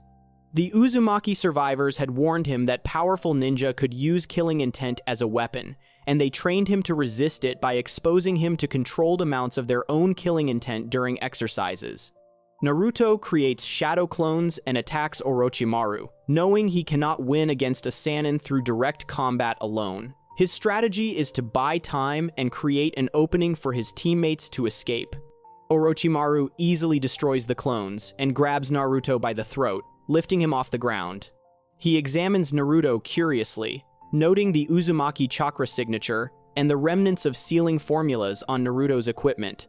Orochimaru realizes this is the Nine Tails Jinchuriki, and that he has been trained in Fuinjutsu, a rare and valuable skill. For a moment, Orochimaru considers taking Naruto as a vessel instead of Sasuke, as someone with Uzumaki blood and sealing knowledge could be useful for his experiments. However, he senses the Nine Tails chakra stirring within Naruto and decides the risk of dealing with a tailed beast is too great. He throws Naruto aside and approaches Sasuke instead. Naruto, recovering quickly thanks to Uzumaki vitality, pulls out pre-prepared explosive tags and throws them at Orochimaru. The explosion forces Orochimaru to dodge, but he simply laughs at the attempt. He extends his neck impossibly long, a snake-like technique, and bites Sasuke on the neck, applying the cursed seal of heaven. The 3 Tomoe mark burns into Sasuke's flesh, and he screams in agony before collapsing unconscious. Orochimaru vanishes, satisfied with his work. Naruto rushes to Sasuke's side and examines the mark with growing horror. He recognizes it as a cursed seal, having studied about them in his Fuinjutsu training with Kazumi. Cursed seals are corrupted versions of sealing techniques that grant power while slowly destroying the user's will. Naruto wants to try suppressing it immediately, but he knows his sealing skills are not advanced enough yet to safely tamper with something created by a Sannin. He and Sakura carry Sasuke to a defensible position and wait for him to wake up, with Naruto maintaining barrier seals around their camp to detect intruders. During this time, Team 10 and the Sound 3 encounter them differently than the original timeline. When Rock Lee arrives to help and is defeated by the Sound Nin, and when Sakura fights desperately alone, Naruto is not unconscious like in the original timeline. He is awake and preparing a counter strategy. He has been drawing complex sealing formulas on multiple tags while pretending to be too exhausted to fight, buying time. When the Sound 3 move to finish off Lee and Sakura, Naruto activates the tags simultaneously. Suppression seals placed strategically around the battlefield activate in a coordinated network, creating zones where the Sound Nin's techniques are disrupted. Zaku's air palm attacks fail because the seals interfere with his chakra control. Dosu's sound amplifier resonator produces distorted feedback instead of debilitating sound waves. Kin's bells cannot properly transmit her genjutsu. Team 10 arrives at this moment and joins the fight, with the Sound 3 now at a severe disadvantage. Ino takes control of Kin's body using mind transfer, Shikamaru traps Zaku with shadow possession, and Choji delivers a powerful punch to Dosu. Naruto maintains the suppression seals while explaining to his classmates how they work, demonstrating battlefield awareness and tactical coordination that surprises even Shikamaru. The Sound 3 retreat, injured and confused about how Genin managed to counter them so effectively. Sasuke does not awaken with the curse mark active in this timeline, as Naruto's suppression seals have been dampening the curse mark's influence, preventing it from taking control while Sasuke is unconscious. This small change will have massive implications later. Team 7 and Team 10 part ways, with Ino and Shikamaru expressing newfound respect for Naruto's abilities. When Sasuke finally wakes, the curse mark throbs painfully, but its influence is weaker than it should be, thanks to Naruto's interference. Sasuke demands to know what happened, and Naruto explains about Orochimaru and the cursed seal. He tells Sasuke that this mark will give him power while trying to control him, and that he needs to be careful not to rely on it or he will lose himself. Sasuke listens grimly, disturbed by how close he came to death. Team 7 reaches the tower on the 4th day with both scrolls. When they open the scrolls inside, Iruka appears via summoning jutsu to congratulate them, and he is visibly proud of Naruto's growth. 21 genin in 7 teams pass the 2nd stage. The preliminaries are announced because too many candidates remain. Matches are determined by random electronic selection. The first match is Sasuke Uchiha versus Yoroi Akato. Sasuke struggles because Yoroi can drain chakra on physical contact, and Kakashi has forbidden Sasuke from using the curse mark. Sasuke relies on pure taijutsu and wins using the lion combo technique Kakashi taught him, modified from Lee's primary lotus. The second match is Shino Aburame versus Zaku Abumi. Shino wins by having his insects drain Zaku's chakra, while Zaku overuses his air tubes, causing them to explode and crippling both his arms. The third match is Kankuro versus Misumi Tsurugi, with Kankuro winning by using his puppet in a body switch. The fourth match is Sakura Haruno versus Ino Yamanaka. They fight similarly to the original timeline, ending in a double knockout draw, with both eliminated from further competition. The fifth match is Temari versus Tenten. Temari dominates with her wind techniques and giant fan, defeating Tenten decisively. The sixth match is Shikamaru Nara versus Kintsuchi. Shikamaru wins through brilliant tactical use of his shadow possession, combined with exploiting the room's lighting. The seventh match is Naruto Uzumaki versus Kiba Inuzuka. This match unfolds differently from the original timeline due to Naruto's advanced training. Kiba and his dog Akamaru start aggressively, using their four legs technique to attack with feral speed. Naruto creates shadow clones, fewer than before but more strategically placed. Kiba tears through several clones quickly, his enhanced senses allowing him to distinguish real from fake. However, Naruto has been studying Kiba's Inuzuka techniques during their academy years and knows the strengths and weaknesses. He pulls out ceiling tags and throws them around the arena floor while dodging. Kiba mocks him, thinking they are explosive tags, but they are not. Naruto activates the seals, and suddenly the entire arena is filled with the scent of pheromones extracted from animals that prey on canines. The smell is overpowering to Kiba and Akamaru's enhanced noses, disorienting them completely. Naruto had prepared these scent-based seals specifically for fighting Inuzuka clan members, showing tactical preparation. With Kiba disoriented, Naruto uses the transformation jutsu to appear as Akamaru and approaches the real Akamaru. Kiba, unable to trust his sense of smell, accidentally attacks Akamaru, thinking it is Naruto. Realizing his mistake, Kiba becomes enraged and uses food pills to boost his and Akamaru's power, forming the two-headed wolf transformation. Naruto responds by summoning his adamantine sealing chains for the first time in public. Golden chakra chains emerge from his hands, shocking everyone present. The chains have natural sealing properties that suppress chakra on contact. When Kiba charges in his powerful two-headed wolf form, Naruto catches him with the chains. The sealing properties negate the food pill enhancement and return Kiba to normal form, binding him completely. Kiba struggles but cannot break free from the legendary Uzumaki technique. Naruto is declared the winner. The audience, including the third Hokage, the feudal lords, and visiting ninja, are stunned. Kakashi stares with wide eyes, recognizing the adamantine sealing chains that Kushina used. The Uzumaki survivors in the audience, who had been watching quietly, smile with pride and tears in their eyes. Kiba, once freed from the chains, acknowledges Naruto's strength and admits he had been underestimating him since their academy days. The 8th match is Hinata Hyuga versus Neji Hyuga. This fight unfolds as in the original timeline, with Neji brutally defeating Hinata and nearly killing her before Jonin intervene. Naruto watches with clenched fists, angry at Neji's cruelty, and inspired by Hinata's courage despite overwhelming odds. He vows to defeat Neji in the finals to prove that destiny can be changed. The 9th match is Rock Lee versus Gaara.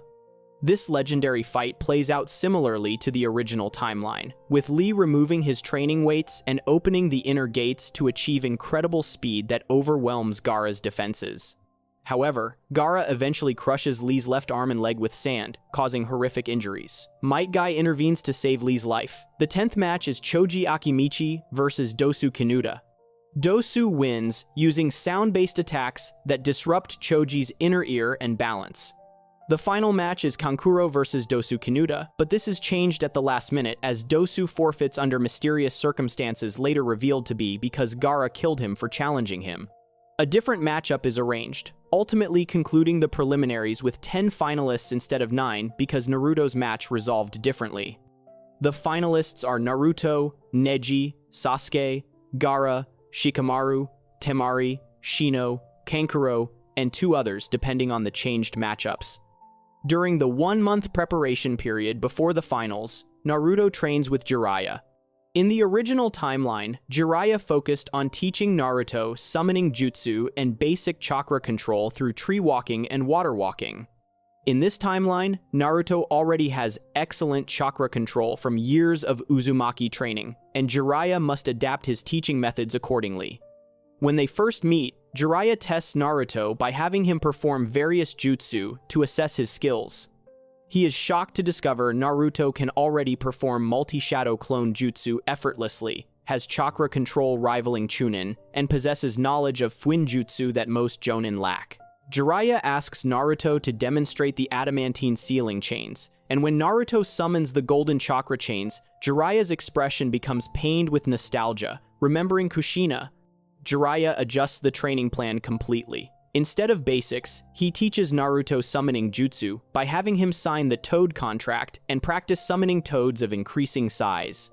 Naruto learns this quickly due to his massive chakra reserves and Uzumaki vitality.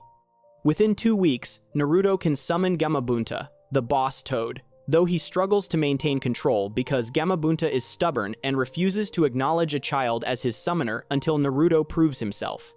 Jiraiya also teaches Naruto about Jinchuriki and tailed beasts, explaining that Naruto has the 9 tails sealed inside him and that his parents, Minato Namikaze and Kushina Uzumaki, sacrificed their lives to protect him and the village by sealing the 9 tails. This revelation overwhelms Naruto, who had been told about Kushina but never about Minato. Learning his father was the 4th Hokage and that his parents died to save him transforms Naruto's understanding of himself and his purpose. Jiraiya explains that Naruto inherited his father's genius for tactical thinking and his mother's Uzumaki vitality and sealing talent, making him potentially one of the most dangerous ninja of his generation if trained properly. The final 2 weeks focus on advanced sealing techniques and battle tactics. Jiraiya, being one of the Sannin and having some knowledge of Fuinjutsu himself, teaches Naruto more complex seal applications for combat situations. They work on combination techniques where Naruto uses shadow clones to set up sealing formations rapidly across a battlefield, creating tactical advantages. Jiraiya also teaches Naruto about exploiting enemy weaknesses, reading battle flow, and adapting strategies mid-fight. Naruto absorbs everything eagerly, his training with the Uzumaki survivors having prepared him for this level of instruction. Meanwhile, Sasuke trains with Kakashi to learn the Chidori lightning technique and improve his speed to match Rock Lee's taijutsu. Kakashi also uses the evil sealing method to suppress Sasuke's cursed seal, warning him that he must resist the temptation to rely on its power. The seal works, though Sasuke can still activate it if he chooses, creating internal conflict about whether power gained through darkness is acceptable if used for righteous purposes. The finals arrive with great fanfare. The arena is packed with spectators including feudal lords, ninja from various villages, and merchants.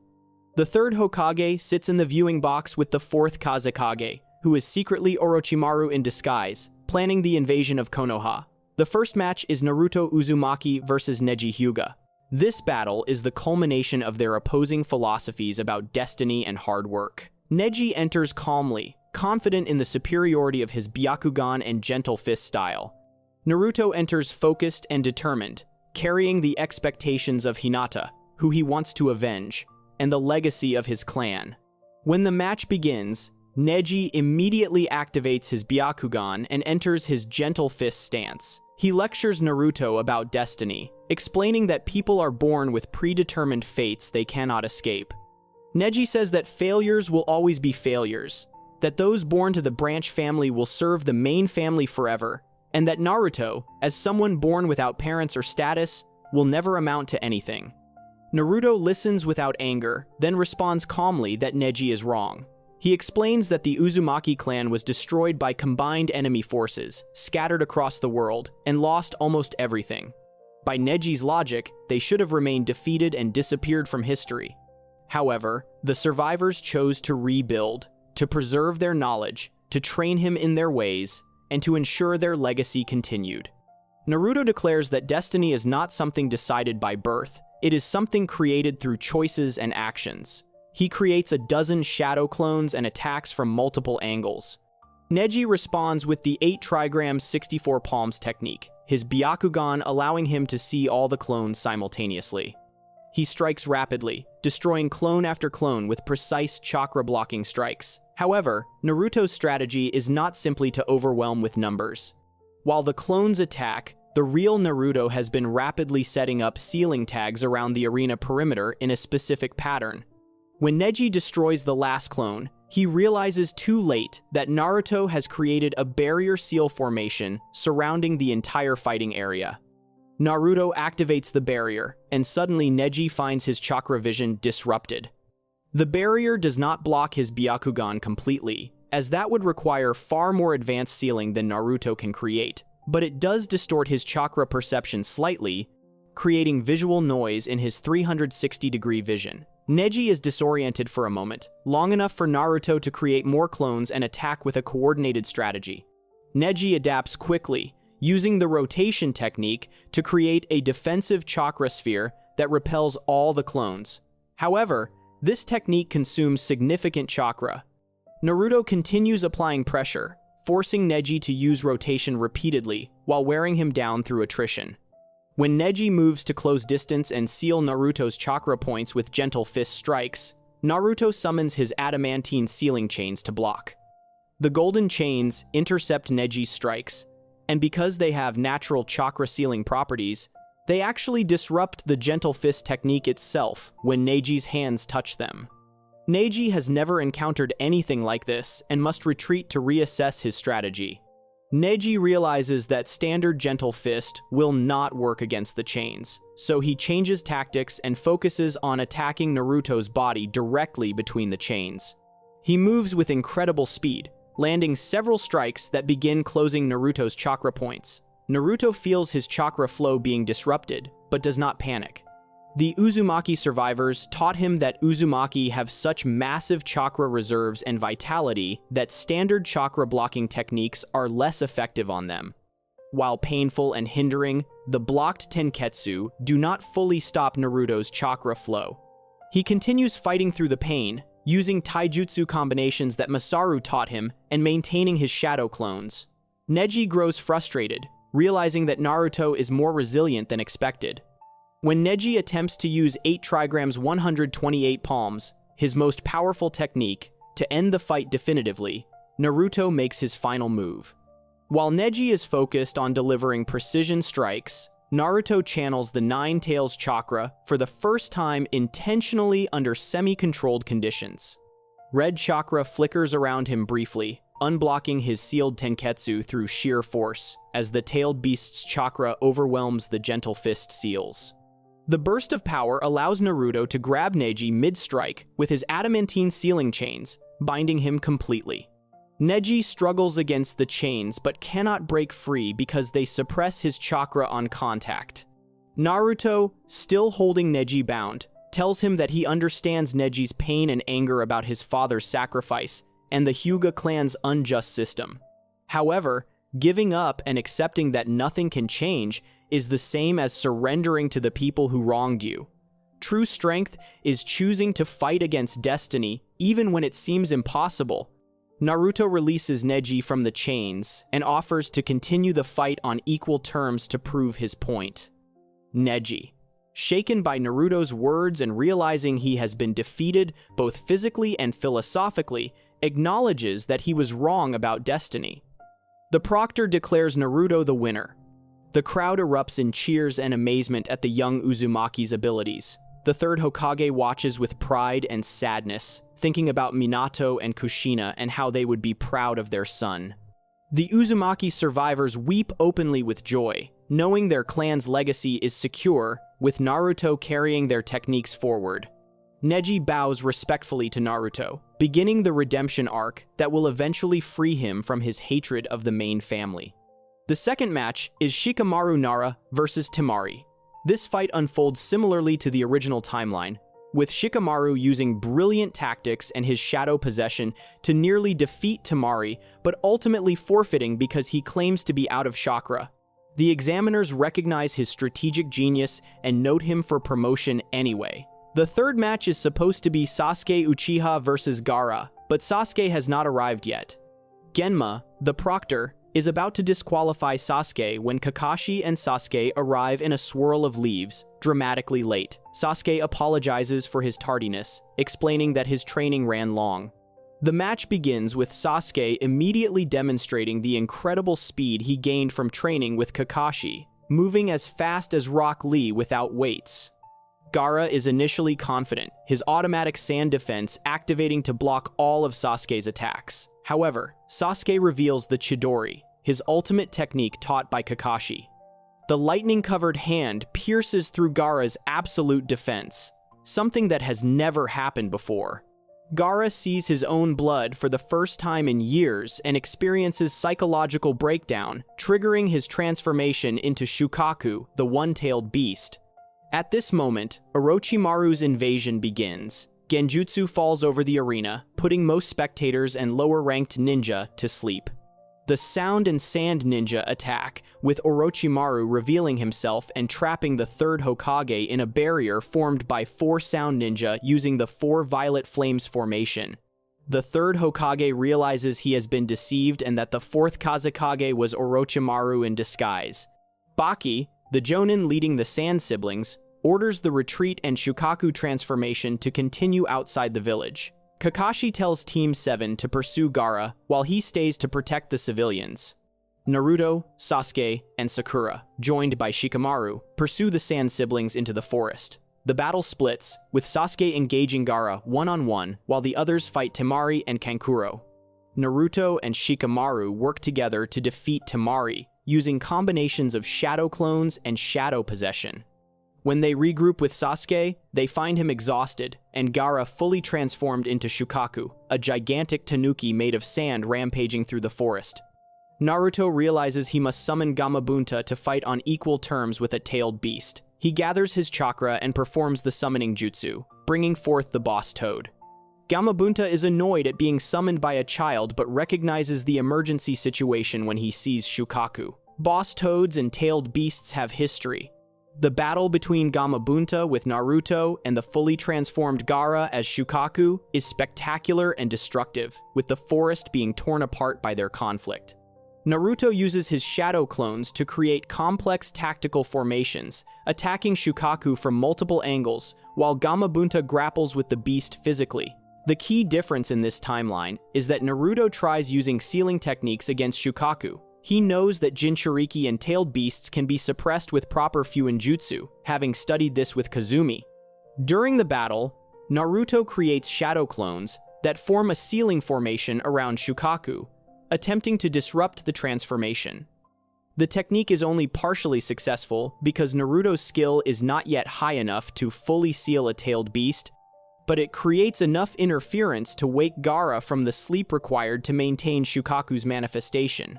When Gaara wakes, Shukaku's transformation destabilizes. Naruto takes this opportunity to reach Gaara directly and speak to him. He tells Gaara that he understands loneliness and hatred because he grew up as a Jinchuriki too, hated and feared by the village. However, Naruto found people who accepted him and taught him that protecting precious people gives meaning to strength. He tells Gaara that using power only to prove existence through destruction will leave him empty forever. Gaara, who has never met another Jinchuriki or heard anyone speak to him with understanding rather than fear, is shaken to his core. The transformation completely fails, and Gaara collapses, defeated physically and emotionally. Temari and Kankuro arrive to retrieve Gaara, expecting Naruto to finish him off, but Naruto simply lets them go. He tells them that Gaara does not need to die. He needs to understand he is not alone. This moment begins Gaara's redemption arc, planting seeds that will later make him Kazekage and Naruto's closest friend. Meanwhile, in the village, the third Hokage faces Orochimaru in mortal combat. Orochimaru uses the summoning impure world reincarnation technique to bring back the first and second Hokages as immortal zombies under his control. The third Hokage fights desperately against his former student and the resurrected Hokages, using the full extent of his jutsu arsenal. When it becomes clear that conventional combat cannot stop Orochimaru, Hiruzen makes the ultimate choice. He performs the Reaper Death Seal, the same Uzumaki technique that Minato used against the Nine Tails. The Death God appears behind Hiruzen, granting him the power to seal souls at the cost of his own. Hiruzen manages to seal the first and second Hokage's souls back into the afterlife, freeing them from Orochimaru's control. He then attempts to seal Orochimaru's soul, but his aged body and depleted chakra reserves prevent him from fully completing the technique. Instead, he seals Orochimaru's arms, removing his ability to perform hand seals and thus use jutsu. Orochimaru screams in agony as his arms become useless dead weight, and he retreats with the Sound Four carrying him. Hiruzen dies standing, his soul taken by the Death God. The four Violet Flames formation dissipates, and the ANBU find the third Hokage's body. The invasion ends with Konoha successfully defending against the combined Sound and Sand forces, though many ninja and civilians died in the fighting. The Konoha ninja gather in mourning for the third Hokage, who sacrificed everything to protect the village one final time. A massive funeral is held with all of Konoha attending. Naruto stands with the Uzumaki survivors, processing the loss of the grandfather figure who protected him since birth. The third Hokage left a message specifically for Naruto, revealed by Kakashi, praising him for honoring the Will of Fire and the Uzumaki legacy simultaneously. The message instructs Naruto to continue training, to protect his precious people, and to eventually become Hokage as he always dreamed. Konoha enters a period of rebuilding and searching for a new Hokage. The Sand Village, having been manipulated by Orochimaru, who killed their real Kazekage, sends an apology and peace offering, beginning to repair relations with Konoha. Gaara returns to Suna, changed by his encounter with Naruto, no longer killing indiscriminately and beginning to question his purpose. The aftermath of the Chunin exams sees several ninja promoted to Chunin based on their performance. Shikamaru receives promotion due to his tactical brilliance. Naruto does not receive promotion despite winning his matches, as the examiners feel he needs more experience working within command structures before being given leadership responsibilities. However, everyone acknowledges that Naruto is already Chunin level in terms of combat ability, and probably Jonin level in Fuinjutsu. Sasuke is not promoted because his match was interrupted. The exams conclude with Konoha diminished by the loss of their Hokage, but strengthened by the next generation's performance. Naruto has proven himself as a force to be reckoned with, demonstrated that the Uzumaki clan's techniques are as powerful as legend claimed, and established himself as a true rival to Sasuke and peer to Neji. The key differences from the original timeline are significant. Naruto displayed advanced sealing techniques throughout the exams, earning recognition and respect from the beginning, rather than being seen as the dead last. His fight against Neji was more decisive and philosophical, showing maturity beyond his years. His battle against Gaara involved attempting to seal the tailed beast, rather than just overpowering it through brute force and shadow clones. Most importantly, the adamantine sealing chain's public reveal established Naruto as the heir to two legendary legacies, the fourth Hokage through his father and the Uzumaki clan through his mother. As Konoha rebuilds and searches for a fifth Hokage, Naruto continues training with renewed purpose, knowing that greater challenges lie ahead, and that his strength will be needed to protect everyone he cares about. Before we move on, make sure to subscribe if you're enjoying this breakdown. Moving on to the fourth saga of our What If timeline. Saga 4, The Search for the Fifth Hokage. The Hidden Leaf Village stands wounded after the invasion. The third Hokage lies in his grave, a hero who gave everything to protect his people. The village square fills with mourners dressed in black, their heads bowed in grief as they pay final respects to Hiruzen Sarutobi. Naruto stands among them, the weight of loss heavy on his shoulders. This man treated him with kindness when others showed only hatred. The funeral passes in solemn silence, broken only by quiet sobs and the rustle of flowers placed at the memorial. As the ceremony concludes, the harsh reality sets in. Konoha needs a new leader. The village elders, Homura and Koharu, approach Jiraiya with an offer to become the fifth Hokage. The Toad Sage declines immediately, saying he lacks the temperament for such responsibility. Instead, he proposes finding Tsunade Senju, the granddaughter of the first Hokage and one of the legendary Sannin. The elders agree, and Jiraiya volunteers to search for her, but with one condition. He wants to bring Naruto along. The elders hesitate, knowing the boy carries the Nine Tails, making him a valuable target. Jiraiya argues that keeping Naruto close provides the best protection, especially after recent events where Akatsuki members infiltrated the village seeking him. Reluctantly, they consent. Before they depart, danger arrives in Konoha. Two figures in black cloaks, adorned with red clouds, walk brazenly through the village streets. Asuma Sarutobi and Kurenai Yuhi notice them immediately, recognizing the threat. These are Itachi Uchiha and Kisame Hoshigaki of the Akatsuki organization. Itachi returns to his birthplace for the first time since murdering his entire clan, and his presence sends shockwaves through anyone who recognizes him. The two Jonin confront the intruders, demanding to know their purpose. Kisame grins, his shark-like teeth gleaming as he hefts Samahada, his massive chakra-absorbing sword. Itachi remains calm, his Sharingan eyes spinning lazily as he states they seek the Nine Tails Jinchuriki. Kakashi Hatake arrives to reinforce his fellow Jonin, followed quickly by Might Guy. The four Konoha ninja face off against the two Akatsuki members in a tense standoff. Kakashi activates his own Sharingan, warning Asuma and Kurenai to close their eyes and avoid direct eye contact with Itachi. He believes his Sharingan gives him some defense against Itachi's Genjutsu, a fatal miscalculation. Itachi activates his Mangekyo Sharingan, and before Kakashi can react, the world shifts.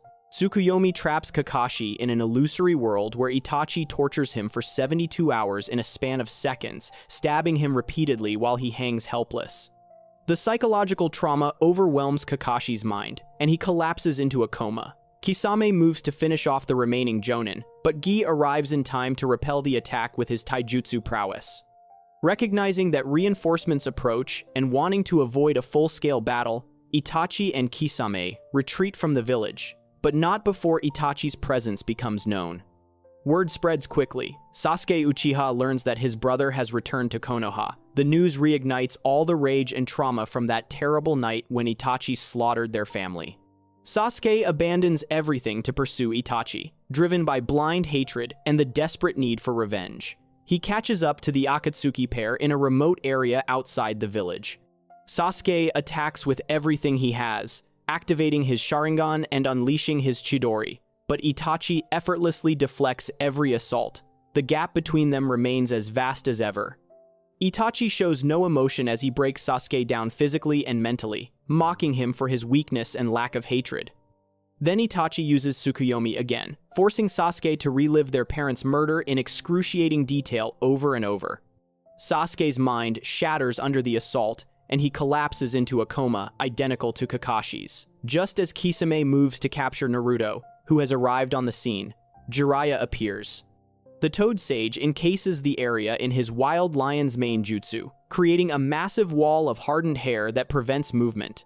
Recognizing they cannot win against one of the Sannin while trapped, Itachi burns through the technique with Amaterasu's black flames, and the two Akatsuki members escape. Jiraiya checks on Sasuke and Naruto, finding Sasuke completely comatose, his mind broken by his brother's genjutsu. Guy arrives moments later, apologizing for accidentally kicking Jiraiya in his confusion, and reports that Kakashi suffered the same fate. Both ninja lie in the hospital, trapped in their own minds with no apparent way to wake them. Tsunade's medical expertise becomes even more crucial.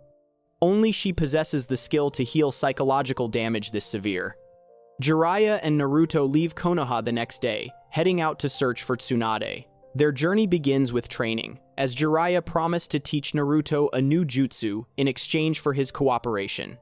They stop in a clearing, and Jiraiya demonstrates the Rasengan, a spinning sphere of chakra held in the palm that grinds into whatever it touches. Naruto watches in amazement as Jiraiya slams the technique into a tree, boring a massive spiral hole clean through the trunk. Jiraiya explains that the fourth Hokage created this A-rank jutsu after observing tailed beast balls, spending 3 years developing it to its current form. The technique requires no hand seals, relying purely on chakra control and shape manipulation. Jiraiya breaks the learning process into 3 steps. First, Naruto must burst a water balloon by spinning the water inside using only his chakra, emphasizing rotation. Second, he must burst a rubber ball, which has no water and thicker walls, emphasizing power. Third, he must combine both elements while containing the chakra in a perfect sphere, using a balloon as a visual guide. Most people struggle for months or years to master this technique due to the extreme chakra control required. Jiraiya expects Naruto to take considerable time given his historically poor control. What happens next surprises the Sannin completely. Naruto takes the water balloon and holds it in one hand, studying it carefully. He remembers his Uzumaki training, all those hours spent manipulating chakra with microscopic precision for sealing work. Spinning chakra in multiple directions simultaneously forms the foundation of many barrier techniques. Within minutes, the water inside the balloon begins to churn violently. Naruto's face scrunches in concentration as he adjusts the flow, sending his chakra spiraling in opposing directions to create maximum agitation. The balloon trembles in his palm, the water inside churning faster and faster until it bursts with a wet pop, soaking his hand. Jiraiya's jaw drops. Naruto just completed the first step in minutes, something that should have taken days at minimum. The boy grins widely, asking for the rubber ball. Jiraiya hands it over, still processing what he witnessed. The second step proves more challenging. The rubber ball requires significantly more power and denser chakra to burst from the inside. Naruto tries the same approach, but the ball barely deforms. He increases his chakra output, pouring more and more energy into the rotation, but the thick rubber resists his efforts.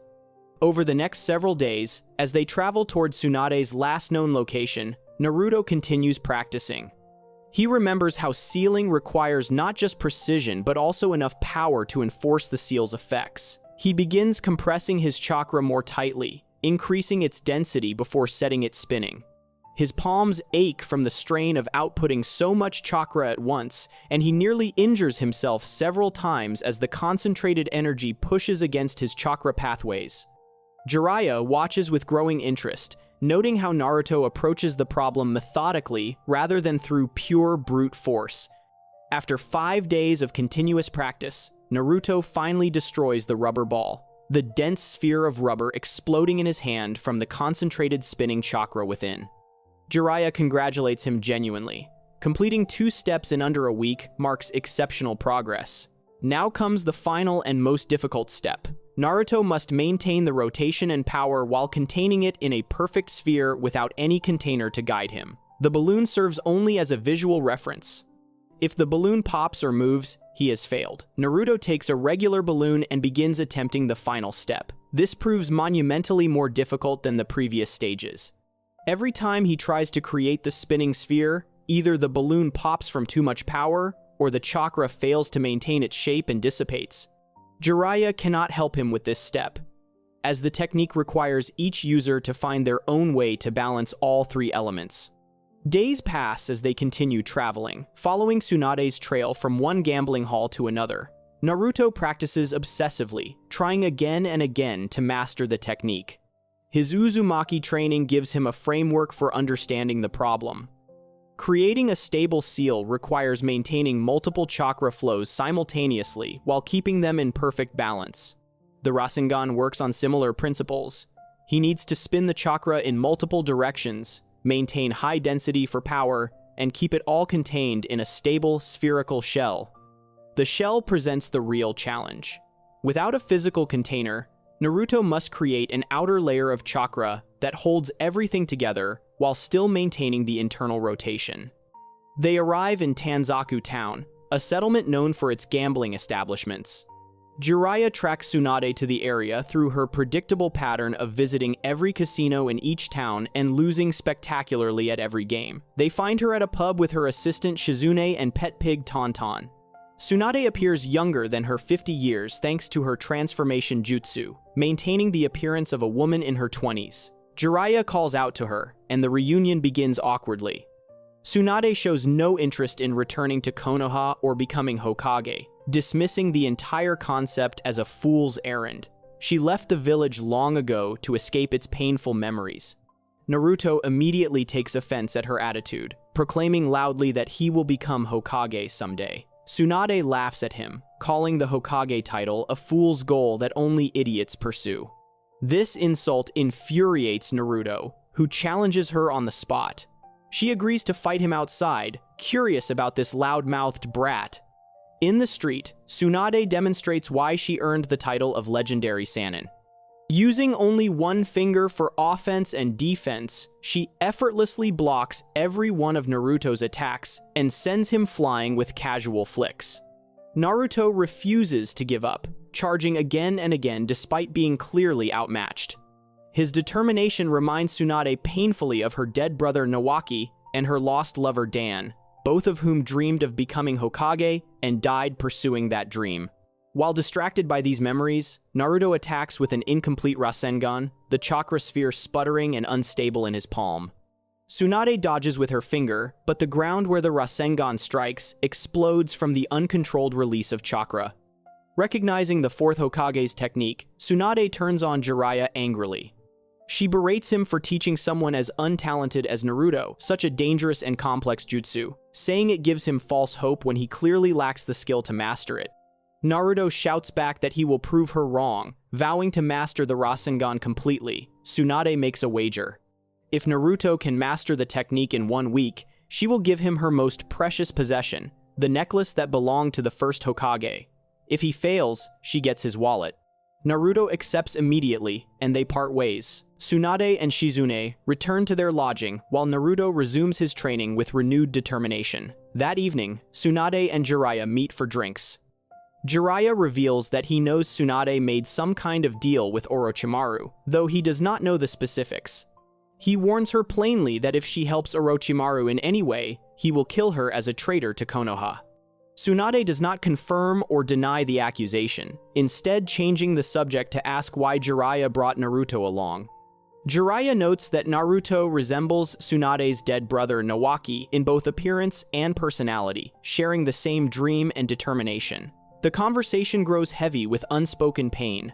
Back at the hotel, Shizune explains to Naruto the history of Tsunade's necklace. Tsunade gave it to Nawaki on his 12th birthday to help him achieve his dream of becoming Hokage. He died the next day in the Second Shinobi World War. Years later, Tsunade gave the necklace to Dan Kato, her lover who also aspired to be Hokage. He died in battle as well, bleeding out in her arms despite all her medical skill. The necklace came to be seen as cursed, bringing death to anyone who wore it. Tsunade developed hemophobia from watching her loved ones die, unable to save them. Naruto listens to this tragic story but refuses to be deterred. He will win that necklace and prove that dreams are worth pursuing. Over the next several days, Naruto trains constantly. His progress with the final step remains frustratingly slow. He can create brief flashes of a stable Rasengan, but it dissipates after a second or two. Meanwhile, Tsunade contemplates Orochimaru's offer. 1 week after their initial meeting, Orochimaru and Kabuto return to Tanzaku town. They find Tsunade at the ruins of Tanzaku Castle, which Orochimaru destroyed with a giant snake as a dramatic greeting. Orochimaru believes Tsunade has decided to accept his offer and heal his arms. Tsunade approaches and appears to comply, placing her glowing green hands on Orochimaru's arms as if to perform medical ninjutsu. Then she reveals her true intention. Rather than healing his arms, Tsunade attempts to destroy them completely, channeling lethal chakra into his damaged limbs. Kabuto, acting with lightning reflexes, blocks the attack and pushes Tsunade back. The mask comes off. Kabuto reveals himself as Orochimaru's spy and right-hand man, not the helpful genin he pretended to be during the Chunin exams. Orochimaru expresses disappointment that Tsunade chose violence, though he seems unsurprised. He calls her sentimental, noting that she could have seen her loved ones again if she accepted. Tsunade states that Naruto reminded her of what Nawaki and Dan truly believed in, and she cannot betray their dreams by helping destroy Konoha. The battle begins. Orochimaru faces Jiraiya, who arrives with a drugged hangover but ready to fight. Kabuto engages Tsunade and Shizune. Despite being badly outmatched, Kabuto proves a formidable opponent. He takes a military rations pill to boost his strength and speed, then uses his medical knowledge as a weapon. His chakra scalpels can cut through muscle and tissue with precision, and he knows exactly where to strike to disable an opponent. Tsunade's superior strength and experience give her the advantage initially, but Kabuto adapts quickly. He studies her movement patterns and begins landing disabling strikes on her arms and legs, severing the muscles to limit her mobility. The battle turns when Kabuto uses Tsunade's greatest weakness against her. He deliberately cuts his own hand with a kunai, letting blood flow freely. The sight of blood triggers Tsunade's phobia, freezing her in place as traumatic memories flood back. Kabuto presses his advantage ruthlessly, striking her down while she stands paralyzed by fear. Shizune tries to intervene, but Kabuto defeats her quickly, using his superior speed and chakra scalpels to neutralize her poison attacks and knock her unconscious. Just when Kabuto prepares to finish Tsunade, Naruto arrives on the scene. He spent the past week training non-stop in the forest, and the deadline Tsunade set has passed. Naruto sees his allies injured and Kabuto standing over them victoriously. The revelation that Kabuto, who helped them during the Chunin exams, actually works for Orochimaru shocks Naruto deeply. Kabuto shows no remorse, mocking Naruto's naivety for believing his act. He calls Naruto untalented and worthless, saying his dream of becoming Hokage is as foolish as Tsunade claimed. This is where Naruto's Uzumaki training creates a significant divergence from the original timeline. In the canonical timeline, Naruto attacks Kabuto with shadow clones and an incomplete Rasengan, managing to land a solid hit, but also receiving a fatal blow to his heart in the exchange. In this altered timeline, Naruto's approach differs because of his sealing knowledge and the tactical mindset developed through Uzumaki training. Naruto creates several shadow clones, but instead of charging directly at Kabuto, he has them spread out in a specific pattern around the battlefield. Kabuto, confident in his abilities, tracks Naruto's movements carefully. He knows Naruto uses shadow clones to form the Rasengan, requiring one clone to create the shell, while Naruto provides the rotation and power. Kabuto prepares to counter when Naruto's clones rush him, deflecting their attacks with his chakra scalpels and superior speed. What Kabuto fails to notice is that the clones position themselves at precise points, forming a pentagonal pattern. As Kabuto fights off the clone assault, the real Naruto presses his palm against the ground behind cover. Sealing formula markings spread across the earth in thin lines, connecting the positions where his clones stood. Naruto activates a 5-point barrier seal, a technique he learned from his Uzumaki training. The barrier springs to life, creating translucent walls of chakra that trap Kabuto inside a confined space. The barriers are not strong enough to hold Kabuto for long, but they do not need to be. They only need to restrict his movement for a few crucial seconds. Kabuto realizes the trap immediately and lashes out with his chakra scalpels, beginning to cut through the barrier walls. Naruto does not give him time. A shadow clone appears next to the real Naruto, both working together to form a complete Rasengan. Over the past week, Naruto finally solved the containment problem by treating the outer shell like a stabilization seal. He creates a thin layer of perfectly controlled chakra that wraps around the spinning core, holding it together through the same principles used to contain chakra in barrier seals. The Rasengan forms fully in Naruto's palm, a perfect sphere of violent spinning chakra. He charges forward as the barrier cracks, timing his approach perfectly. Kabuto breaks free of the barrier just as Naruto reaches striking distance, but the momentary confinement left him unable to dodge or counterattack effectively. The Rasengan slams into Kabuto's torso, grinding into his body with tremendous force. The impact sends Kabuto flying backward, his body tumbling across the ground as the spiraling chakra tears through his flesh. However, Kabuto's medical training allows him to minimize the damage. Even as he flies back, he uses medical ninjutsu to protect his vital organs and chakra pathways from complete destruction. He hits the ground hard but immediately forces himself to stand, his body glowing with green healing chakra as he patches the worst of the internal damage. Kabuto's eyes widen with genuine surprise and grudging respect. Naruto not only mastered the Rasengan, but also incorporated barrier sealing to create an effective strategy. The kid is not nearly as untalented as Kabuto assumed. Naruto stands ready to continue fighting, but his chakra reserves run low from maintaining the barrier and forming a complete Rasengan. Kabuto, though injured and unable to fully heal himself on the spot, retains enough strength to keep fighting. The battle stands at a stalemate. Then Tsunade rises to her feet. Watching Naruto fight with such determination, using the fourth Hokage's technique and demonstrating strategic thinking beyond his years, breaks through her emotional paralysis. She recalls Naruto's words about proving her wrong, about showing that dreams matter and the Hokage title represents something worth striving for. She remembers Dan and Nawaki, how they never gave up on their dreams, even knowing the risks. The sight of Naruto's blood from minor injuries he sustained reaches her eyes, but this time, the fear does not paralyze her. She pushes through the phobia, her love for what Naruto represents, overcoming her trauma. Tsunade channels chakra into her fist and slams it into the ground. The earth splits apart in a massive fissure, separating Naruto and Kabuto while demonstrating her legendary super strength. She stands between them, fully recovered and ready to fight. Kabuto recognizes he cannot defeat both Naruto and a no longer paralyzed Tsunade. Orochimaru's battle with Jiraiya also reaches a critical point. Despite his damaged arms preventing him from using jutsu, Orochimaru holds his own through sheer skill and the use of summoning techniques that require only verbal commands. He summons several giant snakes, and Kabuto helps by summoning backup. Jiraiya counters by summoning Gamabunta, the giant toad boss. Tsunade summons Katsuyu, her giant slug. The three legendary summons clash in an epic three-way battle that mirrors the confrontation between their summoners years ago. Orochimaru, recognizing the tide has turned against him, attempts one final move. He orders Manda to attack Naruto directly, reasoning that killing the Nine-Tails Jinchuriki would at least accomplish something even if he cannot recruit Tsunade. Tsunade interposes herself, using her strength to redirect Manda's strike and protect Naruto. She tells Orochimaru that she will kill him if he tries to harm Naruto again.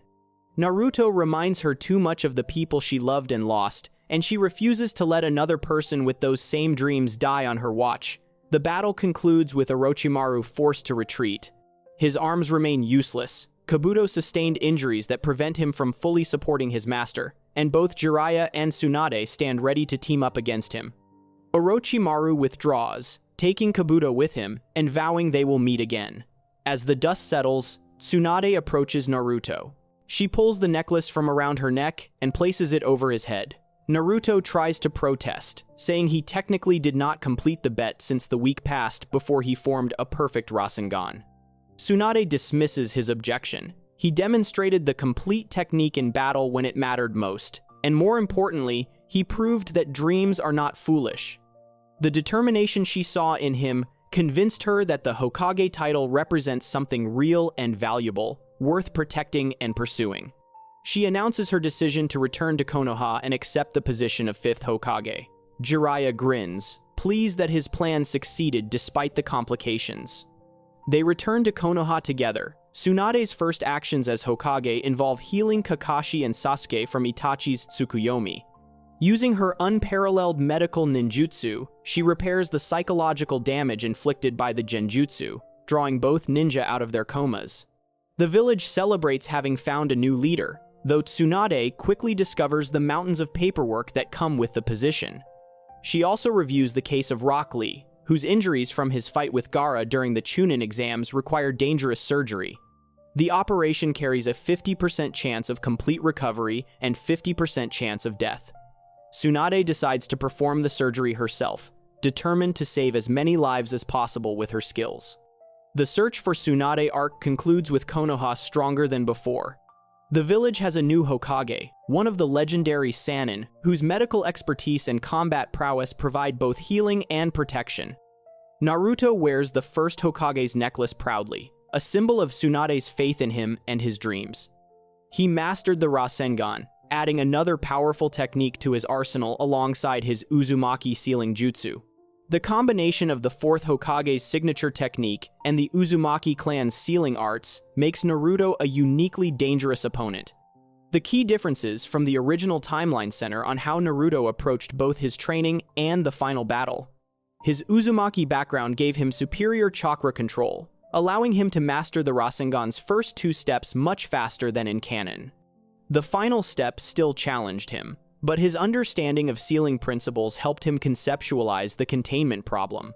Most significantly, in the battle against Kabuto, Naruto used barrier sealing to create a tactical advantage rather than relying solely on shadow clone assaults.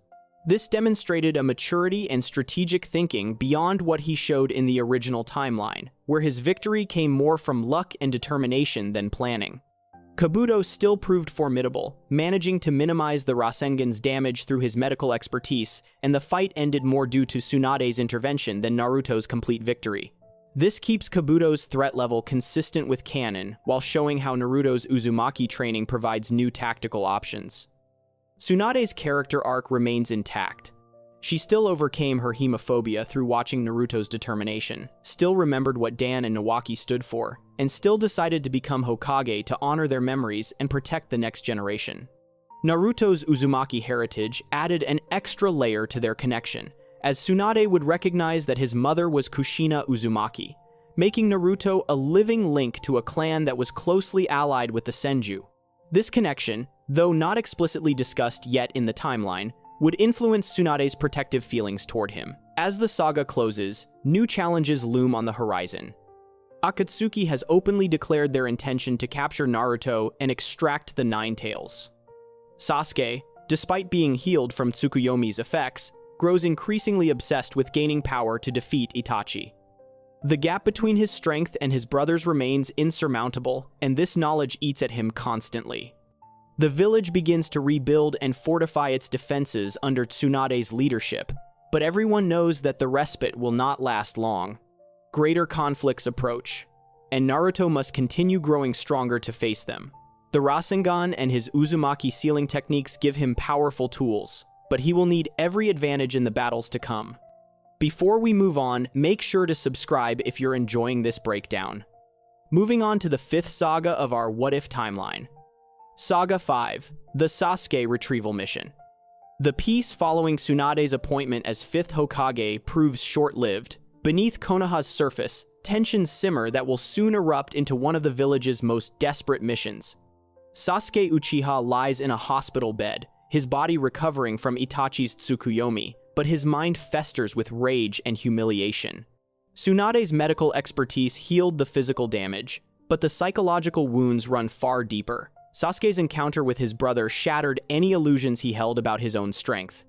The gap between them remains as vast as ever, perhaps wider now that Sasuke has grown and Itachi still crushed him like an insect.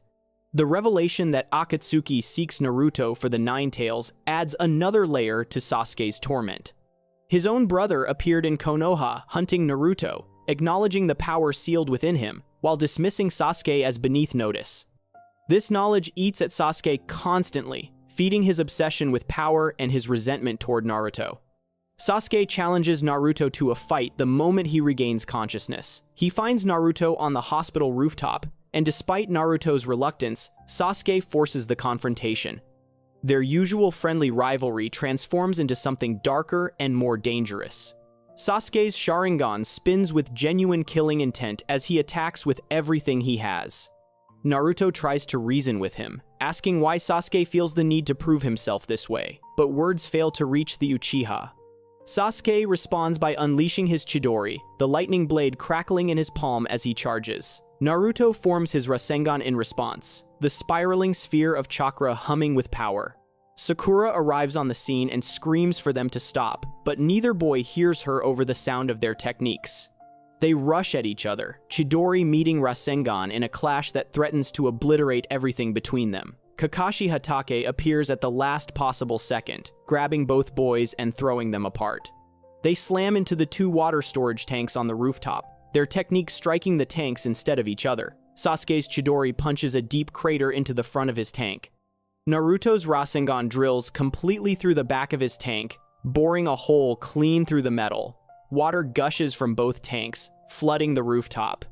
Sasuke stares at the damage, his eyes widening in shocked realization. The back of Naruto's tank sustained far more damage than the front of his own. If the fight had continued, Sasuke might have lost.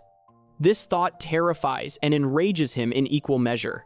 Kakashi ties Sasuke up with wire and delivers a lecture about the pointlessness of revenge, explaining how hatred only breeds more hatred in an endless cycle. He speaks from experience, having lost his own father, his teammates, and his sensei to the violence of the shinobi world. Sasuke listens with barely contained fury, ultimately threatening to kill everyone Kakashi loves if he stands in the way of revenge. Kakashi responds sadly that everyone he truly loved has already died, and that Sasuke needs to understand the difference between revenge and protection. The power Sasuke gains should protect his precious people, his new bonds with Team 7, rather than destroy them in pursuit of vengeance. These words cut deeper than Sasuke wants to admit, but they fail to change his mind. That night, the Sound Four arrive in Konoha. Jirobo, Kidomaru, Sakun, and Ukon, and Tayuya infiltrate the village under Orochimaru's orders to retrieve Sasuke. They find him alone, still mulling over Kakashi's words and his humiliating realization that Naruto might be stronger. The Sound Four demonstrate their power, easily overwhelming Sasuke in combat despite his Sharingan and curse mark. They beat him down methodically, proving how far he still has to grow. Then they make their offer. Come with them to Orochimaru, receive proper training and power beyond anything Konoha can provide, and gain the strength necessary to kill Itachi. The Mind Awakening pill they offer will forcibly advance his curse mark to its second state, granting him a massive power increase. Sasuke resists at first, torn between his bonds to Team 7 and his overwhelming need for power. But the humiliation of losing to Naruto, combined with Itachi's effortless defeat, tips the scales. That same night, Sasuke packs his belongings and prepares to leave Konoha. He abandons his forehead protector, symbolically severing his connection to the village. Sakura intercepts him at the village gates, having sensed something wrong. She begs him not to leave, confessing her love and offering to go with him, to help him with his revenge. Sasuke rejects her gently but firmly, explaining that his path leads only to darkness and she cannot follow. When Sakura threatens to scream and alert the village guards, Sasuke moves with blinding speed, appearing behind her in an instant. He thanks her sincerely for everything, acknowledging how much she has meant to him, then knocks her unconscious with a careful strike. He lays her gently on a bench and disappears into the night, joining the Sound Four outside the village. The Sound Four gives Sasuke the mind-awakening pill once they are sufficiently far from Konoha. The pill forces his curse mark into its second state prematurely, causing excruciating pain as his body transforms. They place him in a barrel to contain him while the transformation completes, carrying him as they race toward the border of the Land of Fire. Morning comes to Konoha with the devastating news.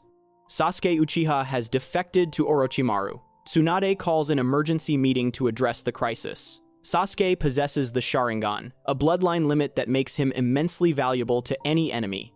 If Orochimaru succeeds in taking Sasuke's body through his living corpse reincarnation technique, Konoha loses the Sharingan forever, and Orochimaru gains access to one of the most powerful dojutsu in existence. The village must retrieve Sasuke before he crosses the border, after which point he becomes a missing nin and enemy of Konoha. However, the village faces a severe personnel shortage. Following the Konoha Crush and the subsequent rebuilding efforts, most Chunin and Jonin remain deployed on missions to maintain the village's strength and reputation. Tsunade cannot spare any Jonin for this mission, as their absence would leave Konoha vulnerable. Her only option is Shikamaru Nara, freshly promoted to Chunin after the exams, and whatever genin he can assemble in 30 minutes. Shikamaru accepts the responsibility with visible reluctance but determination. Tsunade recommends Naruto for the team, knowing his bond with Sasuke. Shikamaru insists on recruiting Choji Akimichi despite Naruto's protests, citing their lifelong friendship and trust. When Naruto suggests Shino Aburame, Kiba Inuzuka appears with his dog Akamaru to explain that Shino is away on a mission. Kiba and Akamaru volunteer in Shino's place. Neji Hyuga joins as the fifth member, bringing his Byakugan to serve as reconnaissance. Just before they depart, Sakura arrives in tears. She explains that she failed to stop Sasuke, that he left despite everything she said. She begs Naruto, whom she believes is the only one capable of reaching Sasuke, to bring him back. Naruto makes her a lifetime promise, swearing on his ninja way that he will return Sasuke to Konoha no matter what it takes. The newly formed Sasuke recovery team sets out immediately, racing through the forest in pursuit. Shikamaru organizes them into a diamond formation optimized for speed and defense. He takes point, using his tactical mind to navigate and avoid traps. Kiba and Akamaru watch the left flank, using their enhanced sense of smell to detect enemies.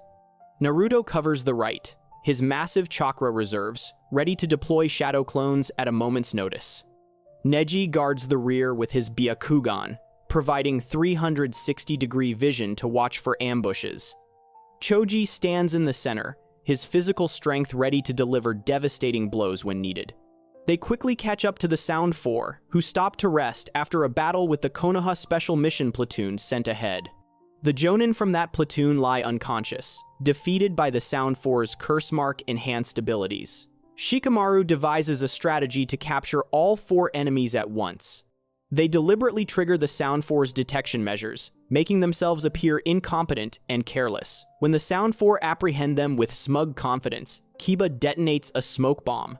Shikamaru uses the cover to catch all four in his shadow imitation technique, freezing them in place. Victory seems within reach, but the Sound Four reveal the true extent of their power. They activate their curse marks, entering their first transformed states. The dark markings spread across their bodies as their chakra multiplies, and they break free of Shikamaru's shadow with brute force. The Sound Four erect a barrier using the Four Black Fog battle formation, trapping the Konoha team inside an impenetrable dome. Jirobo maintains the barrier from outside, drawing chakra from everyone trapped within to strengthen the walls. Shikamaru analyzes the situation quickly, realizing they need to destroy the barrier from both inside and outside simultaneously to break free. He pretends to beg for mercy while secretly gathering everyone's chakra for a coordinated strike. Choji understands immediately, playing along while preparing his technique. On Shikamaru's signal, they strike together. The combined assault shatters the barrier, but precious time has been lost. The Sound Four flee with Sasuke while the retrieval team recovers. Shikamaru makes a difficult decision, one that defines true leadership. They must split up. Someone needs to stay behind and delay Jirobo while the others pursue. One by one, team members will have to sacrifice themselves to buy time for the rest.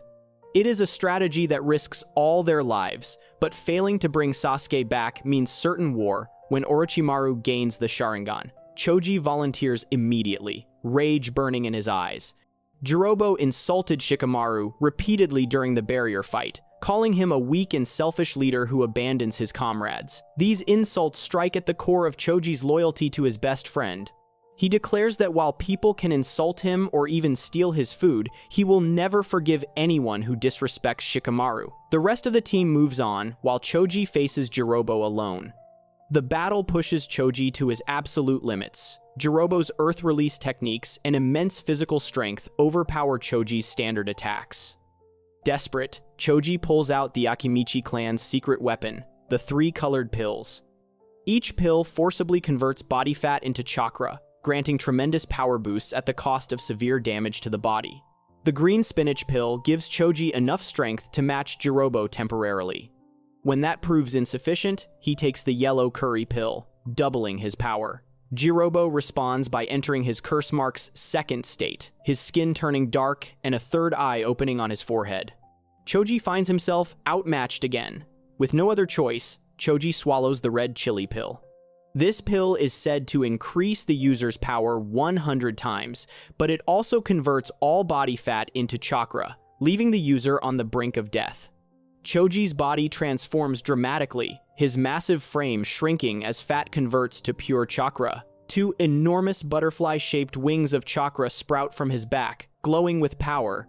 He has entered butterfly mode, the Akimichi clan's ultimate technique. With this transformation, Choji easily overpowers Jirobo's second state. He concentrates all his chakra into a single fist, gathering it to devastating levels, then delivers a punch with the force of a meteor. The butterfly bullet bombing strike crushes Jirobo, creating a crater in the earth and killing him instantly. Choji collapses immediately afterward, his body completely depleted. He manages to crawl forward, following the trail marks his teammates left on trees, but eventually his strength fails. He collapses beneath one of the marked trees, crying as he tells his father mentally that he finally found true friends worth protecting. A Konoha medic team finds him later and rushes him back to the village for emergency treatment. The remaining 4 team members catch up to the Sound Four again. Kidomaru stays behind to fight, using his spider-based techniques to trap them in sticky webbing. Neji volunteers to handle him, using his gentle fist and Byakugan to counter Kidomaru's traps. The battle between Neji and Kidomaru proves to be a deadly game of cat and mouse. Kidomaru attacks from long range with spider silk arrows, analyzing Neji's Byakugan to find its blind spot. He discovers that Neji has a small blind spot directly behind the first thoracic vertebra, and fires an arrow through it, impaling Neji critically. Despite this mortal wound, Neji uses the last of his strength to fire chakra from his Tenketsu as Kidomaru approaches, striking him down. Both combatants collapse, with Neji surviving thanks to medical attention that arrives just in time. Naruto, Shikamaru, and Kiba push forward. They manage to catch the remaining Sound Four members, and even secure the barrel containing Sasuke. Victory seems within grasp, but then Kimimaro Kaguya arrives. Kimimaro is the 5th and strongest member of Orochimaru's elite guard, the true leader of what was once the Sound Five before his illness forced him to stay behind. Terminally ill with a rare disease, he fights through the pain out of absolute devotion to Orochimaru. His bone-based Kekkei Genkai, the Shikotsumyaku, makes him nearly unstoppable. An explosion separates Kiba and Sakon, Ukon, sending them tumbling into a gorge where they battle separately. Shikamaru stays behind to fight Tayuya and her Genjutsu-based summons. This leaves Naruto to pursue Kimimaro, who has reclaimed Sasuke's barrel and continues toward the border. Naruto engages Kimimaro in fierce combat, but the bone manipulator's abilities prove extremely difficult to counter. Kimimaro can grow bones from any part of his body, using them as weapons or shields. His bones are harder than steel, and he can manipulate his skeletal structure to perform devastating attacks. Naruto's shadow clones and taijutsu make little headway against this defense. Just when Naruto faces overwhelming odds, Rock Lee arrives. Lee recently recovered from Tsunade's surgery on his spine, though he has not fully healed. He insists on fighting, allowing Naruto to continue chasing Sasuke. Lee battles Kimimaro with his taijutsu, and when the fight grows desperate, accidentally drinks alcohol instead of his medicine. The resulting drunken fist style allows Lee to land several solid hits on the confused Kimimaro, whose analytical fighting style cannot predict Lee's unpredictable movements. However, Kimimaro eventually gains the upper hand with his most powerful technique, growing a forest of bones from the ground that impales everything in the area. Both Shikamaru, Kiba, and Lee face certain death against their respective opponents when salvation arrives from an unexpected quarter. The Sand siblings appear on the battlefield. Gaara, Temari, and Kankuro intervene in the fights, sent by their village as backup and as a gesture of goodwill to repair relations between Suna and Konoha. Temari's wind techniques overwhelm Tayuya, crushing her with falling debris. Kankuro's puppets defeat Sakon and Ukon through poison and cunning.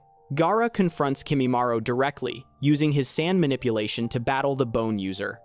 Even Gaara's overwhelming sand control struggles against Kimimaro's bone forest, but ultimately Kimimaro's disease claims him.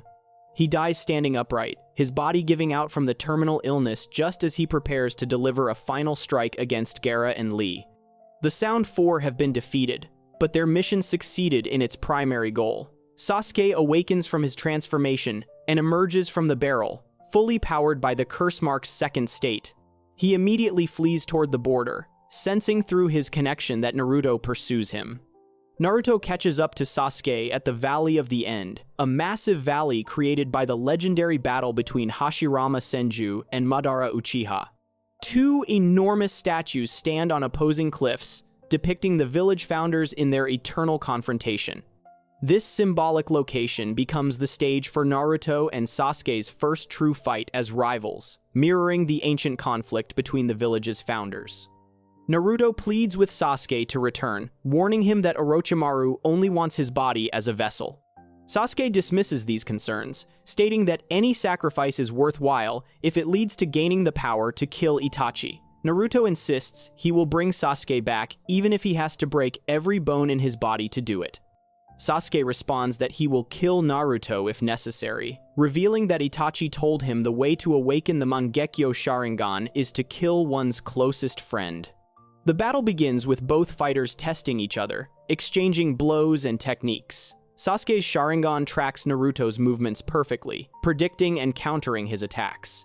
Naruto responds with overwhelming numbers, deploying dozens of shadow clones to attack from all angles. Sasuke activates his Curse Mark's first state, the flame-like markings spreading across his body and boosting his speed and power. He cuts through Naruto's clones with enhanced taijutsu and fire jutsu, maintaining complete control of the fight. Naruto realizes he needs to approach this differently. In the original timeline, Naruto would struggle until drawing on the Nine Tails chakra in desperation. In this altered timeline with Uzumaki training, Naruto employs a more tactical approach from the start, using his sealing knowledge alongside his combat techniques. He creates shadow clones and has them spread out in formation around the battlefield while he engages Sasuke directly. As they clash, Naruto's clones work quickly to set up barrier seals at key positions, pressing their hands to the ground and channeling chakra into sealing formulas. Sasuke notices the maneuver and attempts to stop it, but Naruto keeps him occupied with relentless attacks. The barrier activates, creating a containment field that restricts Sasuke's movement options and channels the flow of their battle. This is not a strong enough barrier to trap Sasuke, but it forces him to fight on Naruto's terms, limiting his mobility and preventing easy escape. Sasuke snarls in frustration and activates his Curse Mark's second state. His skin turns gray, his hair grows longer and shifts to dark blue, and webbed hand-shaped wings sprout from his back. His power increases dramatically, and he tears through the barrier with raw force, shattering the seals. Now Sasuke takes the offensive, his speed and strength enhanced beyond anything Naruto can match with standard techniques. He strikes Naruto repeatedly with devastating blows, and when Naruto tries to counter with a Rasengan, Sasuke responds with his Chidori. The two techniques clash in a violent explosion of chakra that sends both fighters flying backward. Sasuke lands gracefully using his wings, while Naruto crashes hard into the water below. Naruto emerges from the water, breathing heavily. Sasuke's power in this cursed state far exceeds anything Naruto has faced before. He finds himself forced to the same choice that occurred in the original timeline. To match Sasuke's transformed power, Naruto must draw on the Nine Tails chakra. But this time, his Uzumaki training provides slightly better control and awareness. Rather than letting rage and desperation pull him into using the fox's chakra mindlessly, Naruto consciously acknowledges what he is doing. He focuses on the seal on his stomach, on the massive presence behind it, and deliberately draws forth the Nine Tails power. The seal on Naruto's stomach glows red. Malevolent chakra bubbles forth, forming a cloak of red chakra around his body. His eyes turn red and feral, his teeth sharpen, and his whisker marks deepen. He has entered the initial Jinchuriki form, tapping into a single tail's worth of the Nine Tails power. The transformation frightens Sasuke, who senses the sinister nature of this chakra. Naruto's wounds heal rapidly, his strength and speed increase dramatically, and he moves with bestial fury. Now the battle reaches a new level of intensity. Naruto, in his one-tailed cloak, matches Sasuke's curse mark second state, the two clashing repeatedly across the valley. They fight on the water's surface, on the cliff faces, and across the enormous statues. Their battle tears up the landscape, creating craters and sending waves through the river below. However, the one-tail cloak grants Naruto only partial control. He fights with more instinct than strategy, his attacks becoming wild and aggressive. Sasuke's Sharingan adapts to Naruto's increased speed, and he begins predicting the patterns even through the enhanced movements. The fight reaches its climax when both prepare their ultimate techniques. Sasuke channels his curse mark chakra into his Chidori, creating the Onyx Chidori. The lightning blade turns black with white edges, its power magnified tremendously by the curse mark's energy. This represents Sasuke's complete commitment to the dark path, the technique symbolizing his willingness to embrace Orochimaru's power. Naruto forms his Rasengan with the help of a shadow clone, the spinning sphere humming with chakra augmented by the Nine Tails influence. In this timeline, Naruto's Uzumaki training allowed him to master the Rasengan more thoroughly, giving him slightly better control even while using the fox's chakra. But the fundamental nature of the technique remains the same, as does the emotional weight of this moment. Naruto and Sasuke charge at each other one final time, racing across the water toward the statues of Hashirama and Madara. Their techniques collide above the waterfall in a massive explosion of chakra. The Onyx Chidori pierces through, lightning overwhelming wind. Sasuke's strike hits Naruto in the shoulder rather than the heart, a deliberate choice showing that Sasuke cannot bring himself to kill his closest friend despite his words.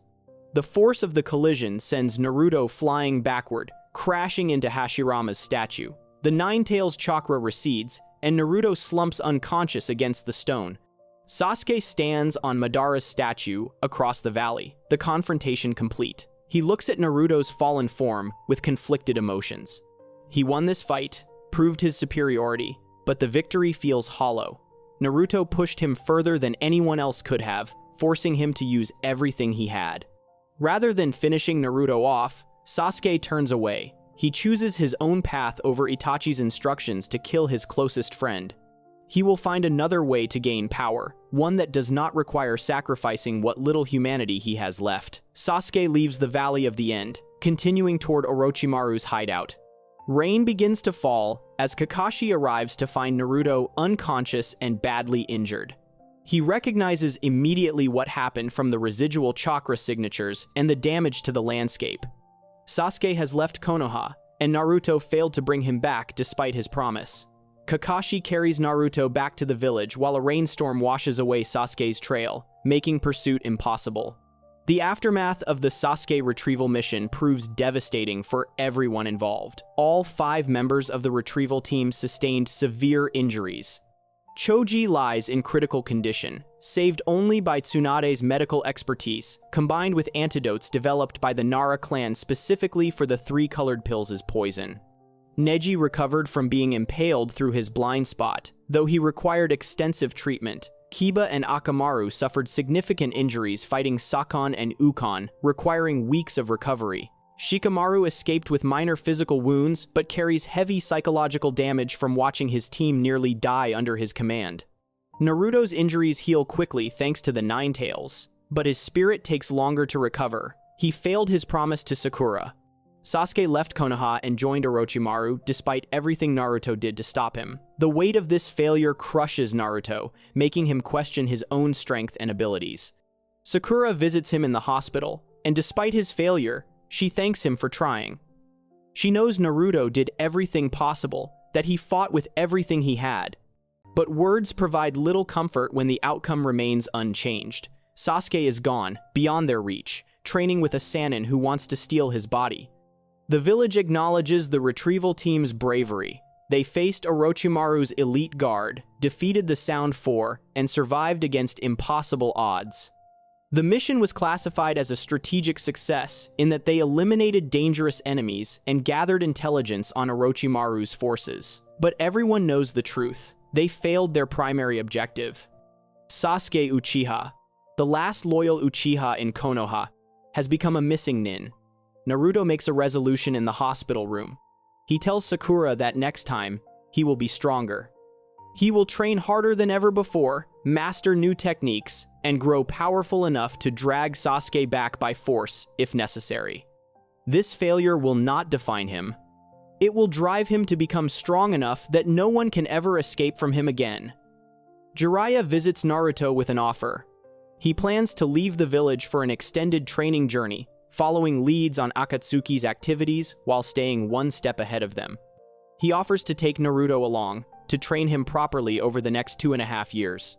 This training will push Naruto beyond his current limits, teaching him techniques that will make him strong enough to face Akatsuki and bring Sasuke home. Naruto accepts immediately.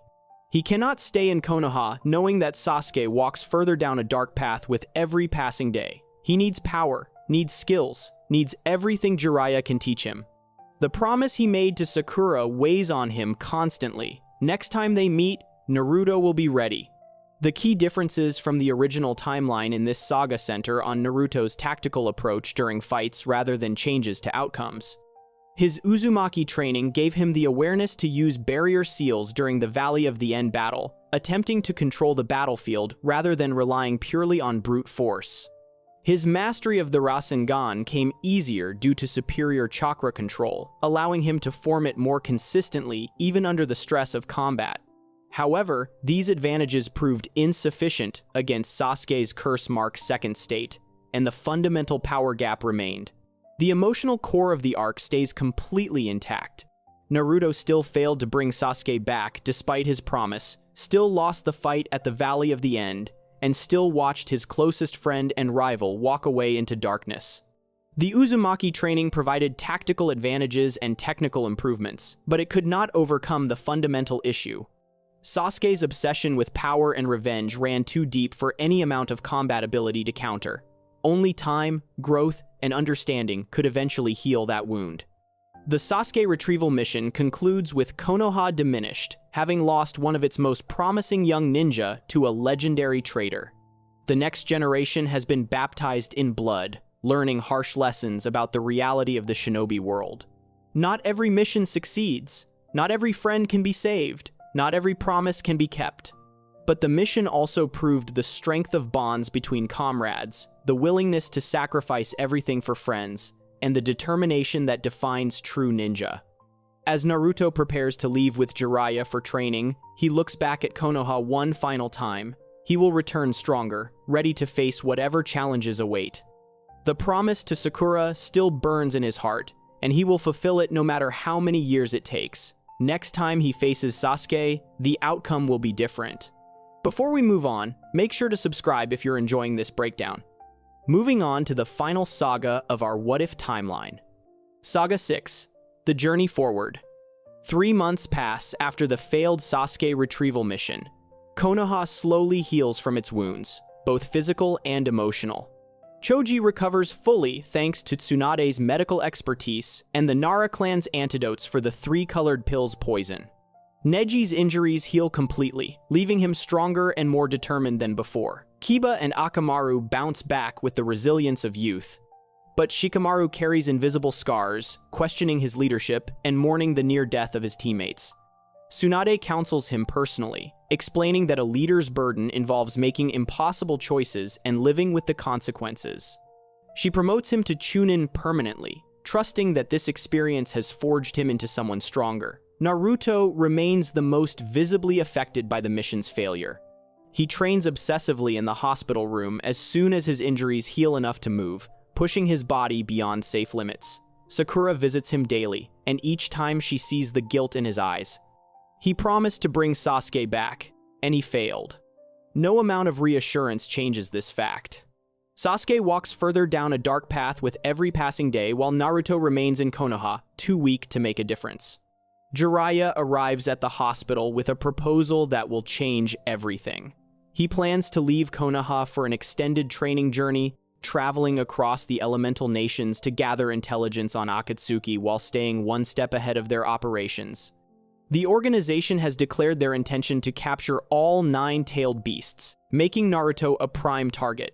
Keeping him mobile and unpredictable provides better protection than keeping him stationary in Konoha. More importantly, Jiraiya offers to train Naruto properly during this journey, to push him far beyond his current limits and prepare him for the battles that lie ahead. Naruto accepts without hesitation.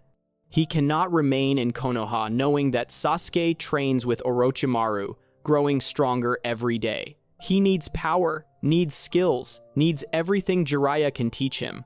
The promise to Sakura burns constantly in his mind. Next time they meet, Naruto will be strong enough to drag Sasuke back by force if necessary. On a cold December morning, Naruto stands at Konoha's gates with a travel pack slung over his shoulder. Sakura, Kakashi, and Tsunade come to see him off. Sakura makes him promise once more to bring Sasuke home, and Naruto swears again on his ninja way. Kakashi gives him advice about protecting precious people and understanding what truly matters in life. Tsunade hands him the first Hokage's necklace, which he already wears proudly, and tells him to come back alive no matter what. The fifth Hokage recognizes that Naruto carries the hopes of many people, and his survival matters more than any single mission. Jiraiya and Naruto leave through the gates, beginning a journey that will span 2.5 years, and transform Naruto from a promising genin into a force capable of challenging Akatsuki. The training begins immediately. Jiraiya wastes no time easing Naruto into the routine, instead throwing him directly into intensive practice from the first day.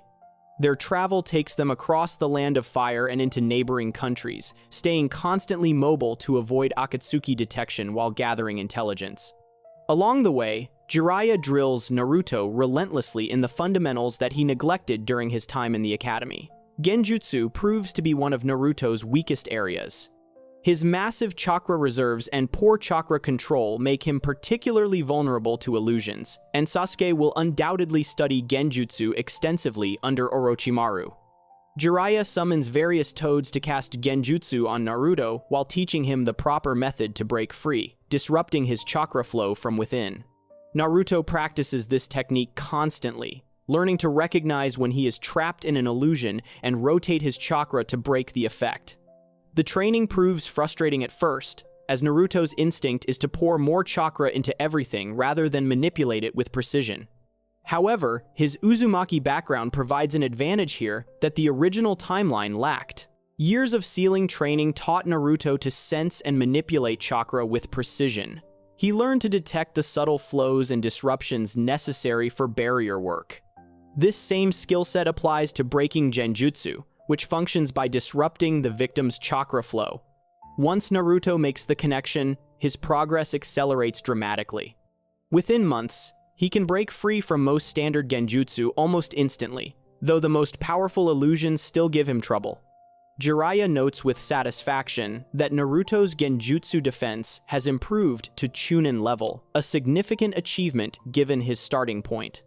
Taijutsu training follows next. Naruto's hand-to-hand combat skills developed through academy training and real battle experience, but he lacks the refined technique of someone like Rock Lee or Neji. Jiraiya drills him in proper stances, efficient movement, and reading an opponent's body language. More importantly, Jiraiya teaches Naruto to think tactically during combat rather than relying on brute force and shadow clone swarms. This lesson proves harder to internalize than genjutsu breaking. Naruto's fighting style has always emphasized overwhelming opponents with numbers and unpredictability. Jiraiya does not try to eliminate this approach entirely, recognizing that it suits Naruto's strengths. Instead, he teaches Naruto to combine strategic thinking with his natural style, using shadow clones more efficiently and positioning them more effectively. The Uzumaki training background helps here as well.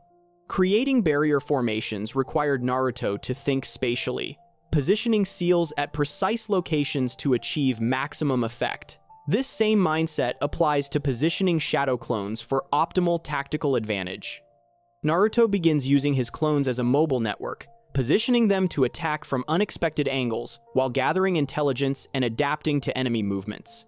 By the end of the first year, Naruto's combat effectiveness has increased dramatically, not because he learned many new techniques, but because he uses his existing techniques far more intelligently.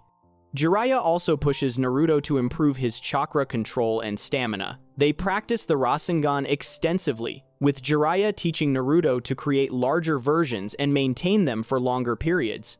The training leads to the development of the Big Ball Rasengan, a massive version that deals tremendous damage but consumes proportionally more chakra.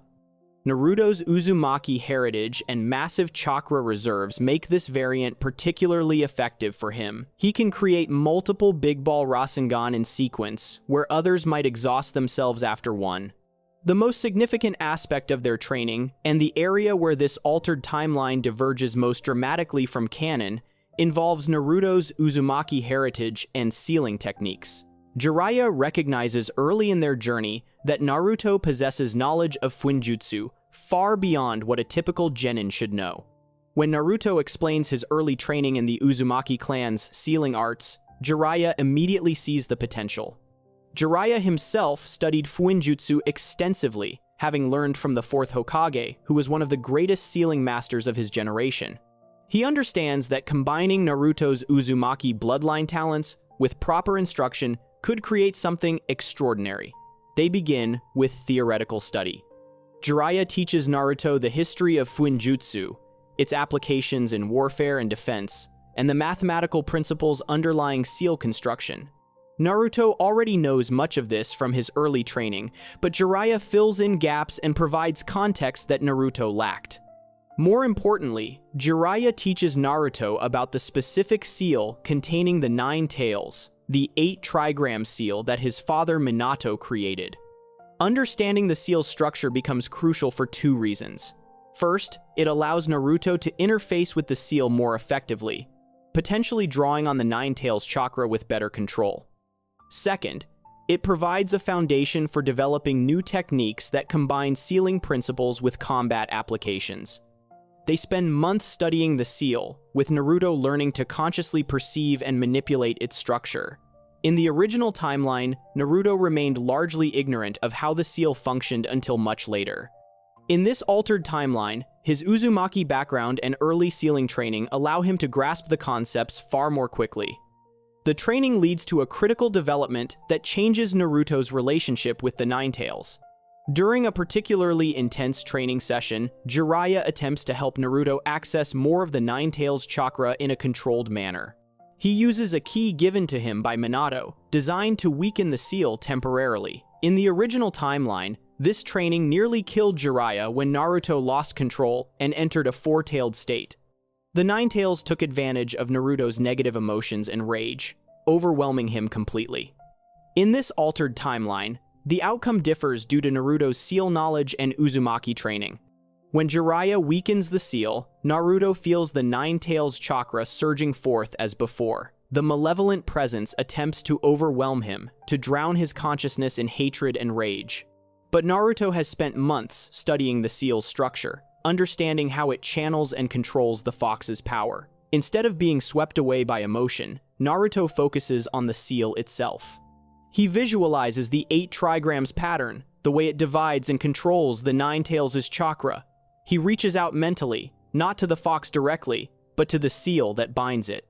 His Uzumaki bloodline responds, giving him an instinctive connection to the seal that others would lack. Naruto does not succeed in fully controlling the Nine-Tails chakra during this first attempt.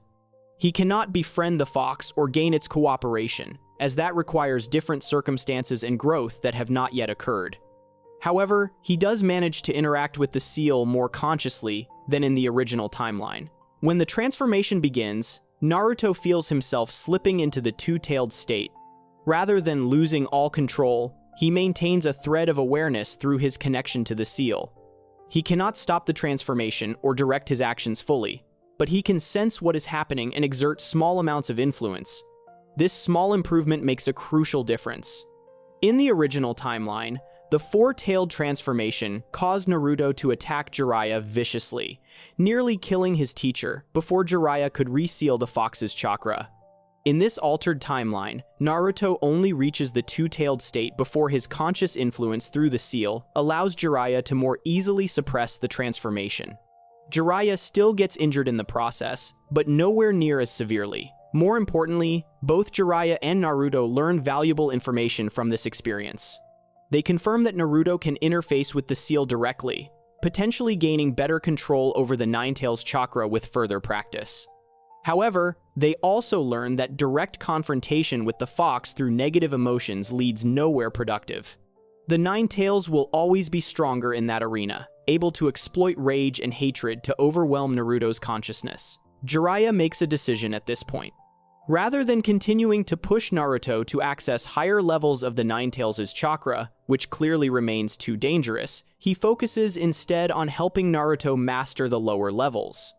They work extensively with the one-tailed and two-tailed states, training Naruto to maintain consciousness and exert at least partial control while in these forms. The training proves difficult and sometimes painful, but Naruto's seal knowledge provides an anchor. When the fox's malevolent chakra threatens to consume him, Naruto focuses on the seal's structure, using it as a lifeline to maintain his sense of self. By the end of the second year, Naruto can enter the one-tailed state almost at will and maintain significant control over his actions. The two-tailed state remains more difficult, with control being partial and inconsistent, but he can at least fight with some strategy rather than becoming a mindless berserker. This represents a significant improvement over the original timeline, where Naruto's control over the Nine-Tails chakra remained almost non-existent until he met Killer Bee years later. The other major area where Naruto's Uzumaki training creates divergence involves the development of new techniques, combining Fuinjutsu with his existing abilities. Naruto and Jiraiya experiment extensively during their travels, trying to find ways to apply sealing principles to combat situations. The Rasengan becomes the focal point of this experimentation. The technique already represents advanced shape manipulation, creating a spinning sphere of chakra. Naruto proposes adding sealing elements to the Rasengan, using his understanding of barrier construction and chakra flow control. The idea intrigues Jiraiya, who recognizes that the fourth Hokage intended to add nature transformation to the Rasengan, but died before completing this goal. Adding sealing elements represents a different approach, one uniquely suited to Naruto's abilities. They work on this project throughout the second and third years of training. The goal is to create a Rasengan that not only damages the target through grinding chakra, but also disrupts their chakra flow through sealing principles. In essence, combining the fourth Hokage's signature technique with the Uzumaki clan's specialty, the development proves extraordinarily difficult. The Rasengan requires intense concentration to maintain its rotation and stability. Adding complex sealing patterns to this already demanding technique pushes Naruto to his absolute limits. He fails hundreds of times, creating unstable spheres that explode prematurely or Rasengan that lack any sealing effect whatsoever. Jiraiya helps by providing theoretical guidance and safety measures, but ultimately, Naruto must solve this problem himself. The breakthrough comes during their third year of training. Naruto realizes he is approaching the problem incorrectly. He has been trying to add visible sealing formulas to the Rasengan's surface, which proves impossible given the technique's violent rotation. Instead, he needs to embed the sealing principles into the chakra structure itself, creating a disruption effect that activates on contact without requiring visible formulas.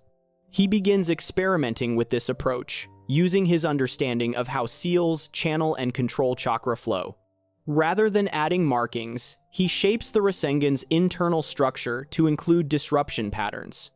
The outer sphere still rotates violently as normal, but within that rotation, certain chakra flows spiral in specific patterns designed to interfere with foreign chakra. After months of practice, Naruto succeeds in creating a prototype.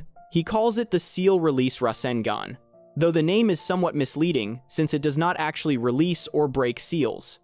The technique functions like a normal Rasengan on contact, grinding into the target with tremendous force.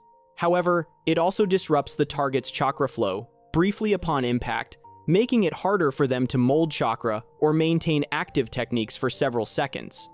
The effect is not as strong as a proper sealing technique, but in combat, those few seconds of disrupted chakra flow can prove decisive. Jiraiya recognizes the technique's value immediately. While not as overwhelmingly powerful as adding nature transformation would be, the Seal Release Rasengan provides a unique tactical advantage. Few opponents would expect their chakra to be disrupted by what appears to be a straightforward attack technique. Combined with Naruto's improved tactical thinking, this could allow him to chain attacks effectively or interrupt enemy techniques at critical moments. Naruto practices the Seal Release Rasengan extensively over the remaining months of training, working to make its creation second nature. By the time their journey approaches its end, he can form it reliably, though it requires more concentration than a standard Rasengan. Beyond the major training achievements, Jiraiya ensures Naruto gains the breadth of experience necessary to survive in the wider shinobi world. They take on various missions during their travels, everything from simple escort jobs to investigating Akatsuki activity. Naruto fights numerous opponents of varying skill levels, learning to adapt to different fighting styles and situations. These real-world experiences prove as valuable as formal training, teaching lessons that can only be learned through actual combat. Jiraiya also works on Naruto's maturity and strategic thinking. The Toad Sage recognizes that Naruto has the potential for greatness, but needs to temper his impulsiveness with wisdom. Through conversations during their travels, Jiraiya shares stories of his own youth, his mistakes, and the lessons he learned. He speaks of Naruto's father, revealing more details about Minato's life and achievements. These conversations help Naruto understand his heritage and the legacy he carries. More practically, Jiraiya teaches Naruto about the political landscape of the shinobi world, the relationships between villages, and the complex web of alliances and rivalries that define international relations. This knowledge will prove crucial as Naruto eventually takes on leadership responsibilities.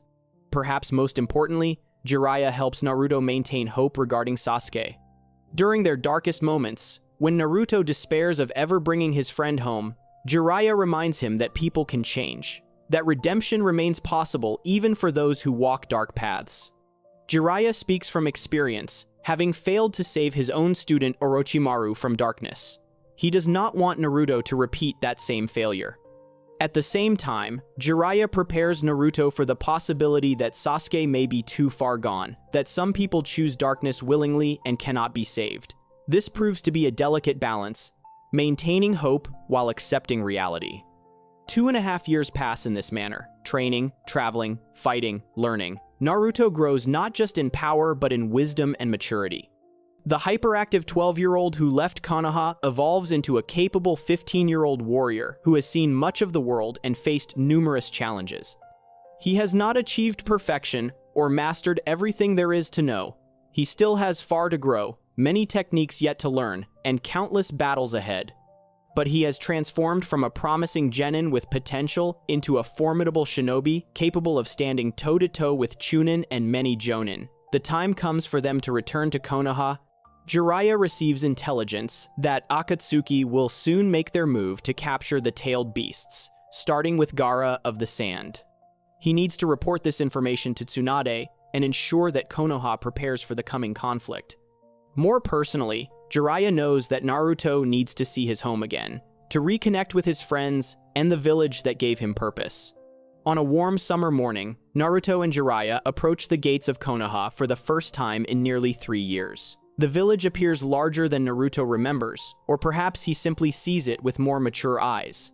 Hokage Rock bears a new face now, Tsunade's visage carved next to Minato's and the previous Hokage. The village has grown and changed in his absence, adapting to the times as all living things must. Kotetsu and Izumo, the gate guards, barely recognize Naruto at first. The short genin who left has been replaced by a young man who stands significantly taller, his build more muscular from years of hard training. He wears his orange and black jacket proudly, updated but still distinctly Naruto's style. The first Hokage's necklace hangs around his neck as always, and his forehead protector sits firmly in place. His eyes carry a new depth, the look of someone who has seen the world beyond their village and learned from it.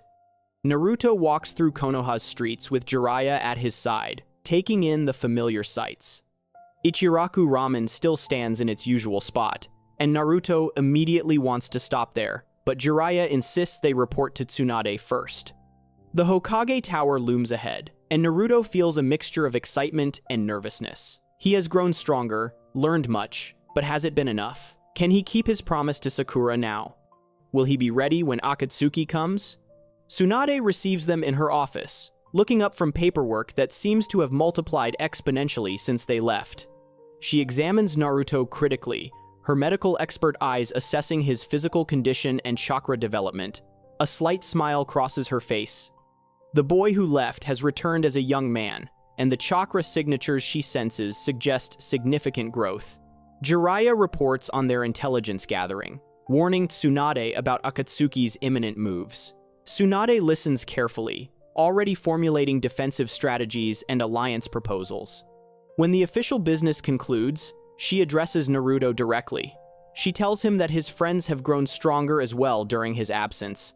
Sakura trained under Tsunade herself and has become a formidable medical ninja with strength rivaling her teachers.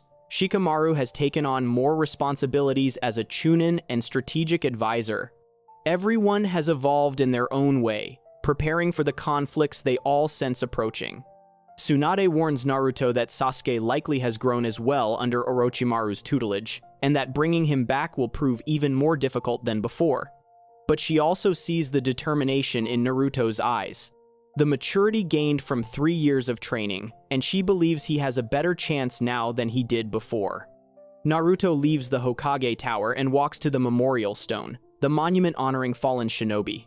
He stands before it silently, thinking of the third Hokage who treated him with kindness, of his parents who gave their lives to protect him and the village, of all those who sacrificed themselves for others.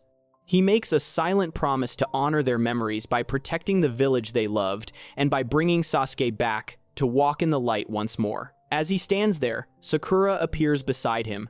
She has changed as much as Naruto, her appearance more mature, and her eyes carrying the same depth that comes from hard training and difficult experiences. She looks at Naruto, taking in how much he has grown, and asks the question that has haunted her for 3 years. Has he gotten strong enough? Can he bring Sasuke home now? Naruto meets her eyes and nods with quiet confidence. He does not make grandiose promises or loud declarations this time. Instead, he simply states that next time he faces Sasuke, things will be different. He has trained with one of the legendary Sannin, pushed himself to his absolute limits, and developed new techniques combining his Uzumaki heritage with his father's legacy. When the time comes, he will be ready. Sakura smiles, seeing the maturity in his response and the determination behind it. She tells him about her own training with Tsunade, the medical ninjutsu she has mastered, and the strength she has gained. Team 7 has scattered, but each member has grown stronger in their own way. When they reunite, it will be as equals, ready to face whatever challenges await. The sun sets over Konoha, painting the sky in shades of orange and red that match Naruto's jacket. He stands on top of the Hokage Tower, looking out over the village he swore to protect.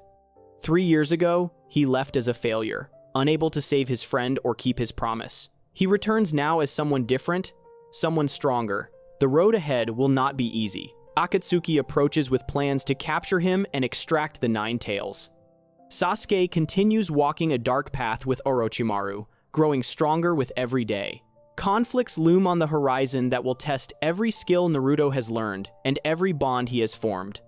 But Naruto Uzumaki has never backed down from a challenge, has never abandoned his ninja way. He will face Akatsuki, he will save Sasuke, and he will become Hokage. Not because destiny demands it, but because he has the strength, the determination, and the bonds to make it happen. The training journey with Jiraiya has ended, but Naruto's true journey continues. The story of the Uzumaki, who inherited both his clan's sealing arts and his father's spirit, moves into its next chapter. Whatever comes next, Naruto stands ready to face it with the power of his bonds, the techniques of two legendary bloodlines, and the unwavering determination that defines him. The sun sets on one era and rises on another. Naruto Uzumaki has come home. Epilogue: the legacy continues. 5 years later, the Fourth Shinobi World War has been won. Madara Uchiha has been defeated, Kaguya Otsutsuki sealed away once more, and the infinite Tsukuyomi dispelled. The cost has been staggering, with thousands of shinobi losing their lives in the conflict, but the allied shinobi forces emerged victorious. The world rebuilding from the ashes of war, and new leadership rises to guide the villages forward. In Konohagakure, Kakashi Hatake serves as the 6th Hokage, having accepted the position to help stabilize the village during the transition period. However, everyone knows this arrangement is temporary. The true successor to the Hokage title trains and prepares for the role, gaining the experience and maturity necessary to lead the village into a new era of peace. Naruto Uzumaki, now in his late teens, has become one of the most powerful shinobi in the world. His journey from the boy who carried the 9 tails as a curse to the young man who befriended Kurama and gained access to the fox's full power represents one of the greatest triumphs in shinobi history. His Uzumaki heritage and early sealing training played crucial roles in this development, providing him with the understanding and connection to the seal that allowed him to eventually approach Kurama as an equal rather than as a prisoner and warden. The seal release Rasengan that Naruto developed during his training with Jiraiya proved invaluable during the war.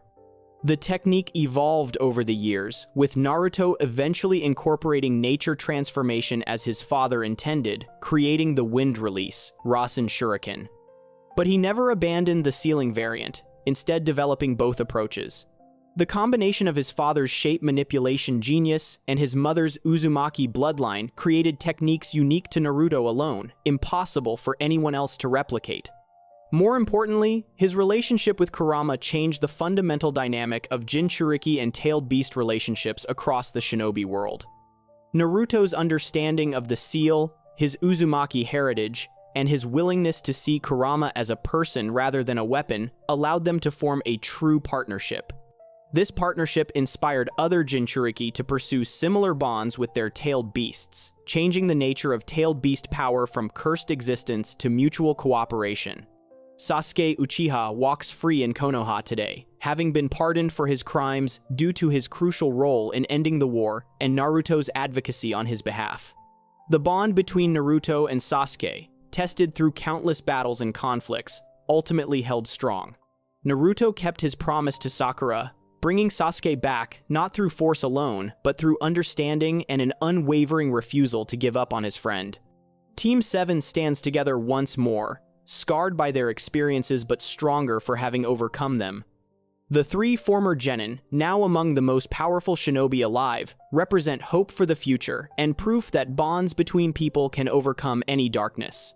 Naruto's Uzumaki heritage has been fully acknowledged and celebrated by Konoha. The techniques and knowledge he inherited from his clan are no longer secrets to be hidden, but treasures to be preserved and passed down. Naruto works with Fuinjutsu specialists to document Uzumaki sealing techniques, ensuring they are not lost to history.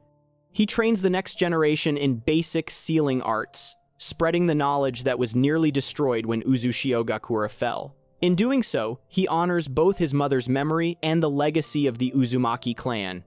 As Naruto prepares to assume the role of 7th Hokage, he reflects on the journey that brought him here.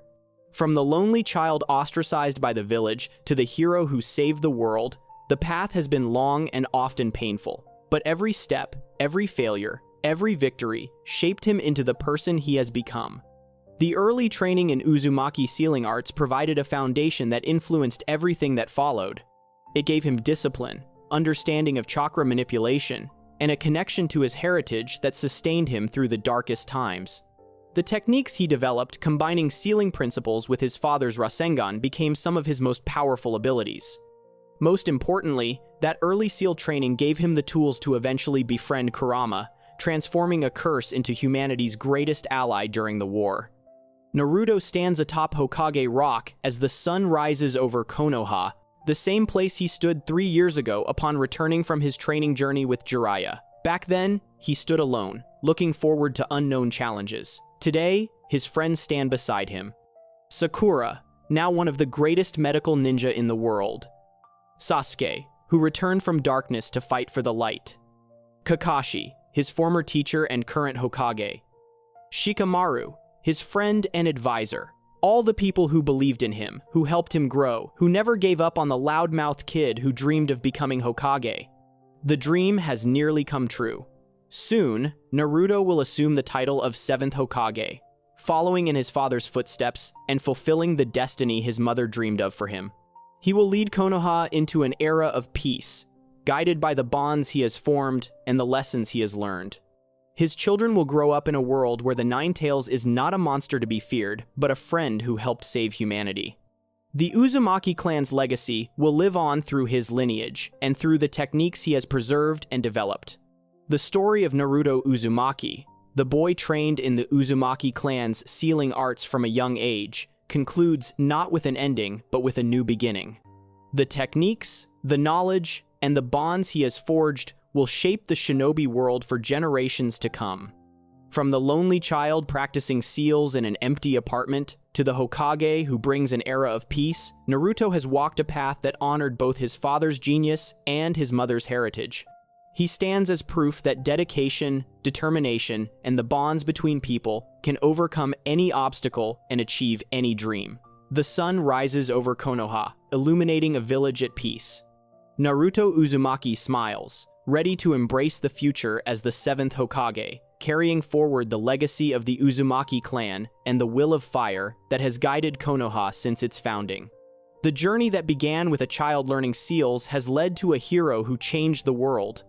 If you enjoyed this complete timeline rewrite, make sure to subscribe, and I'll see you in the next video.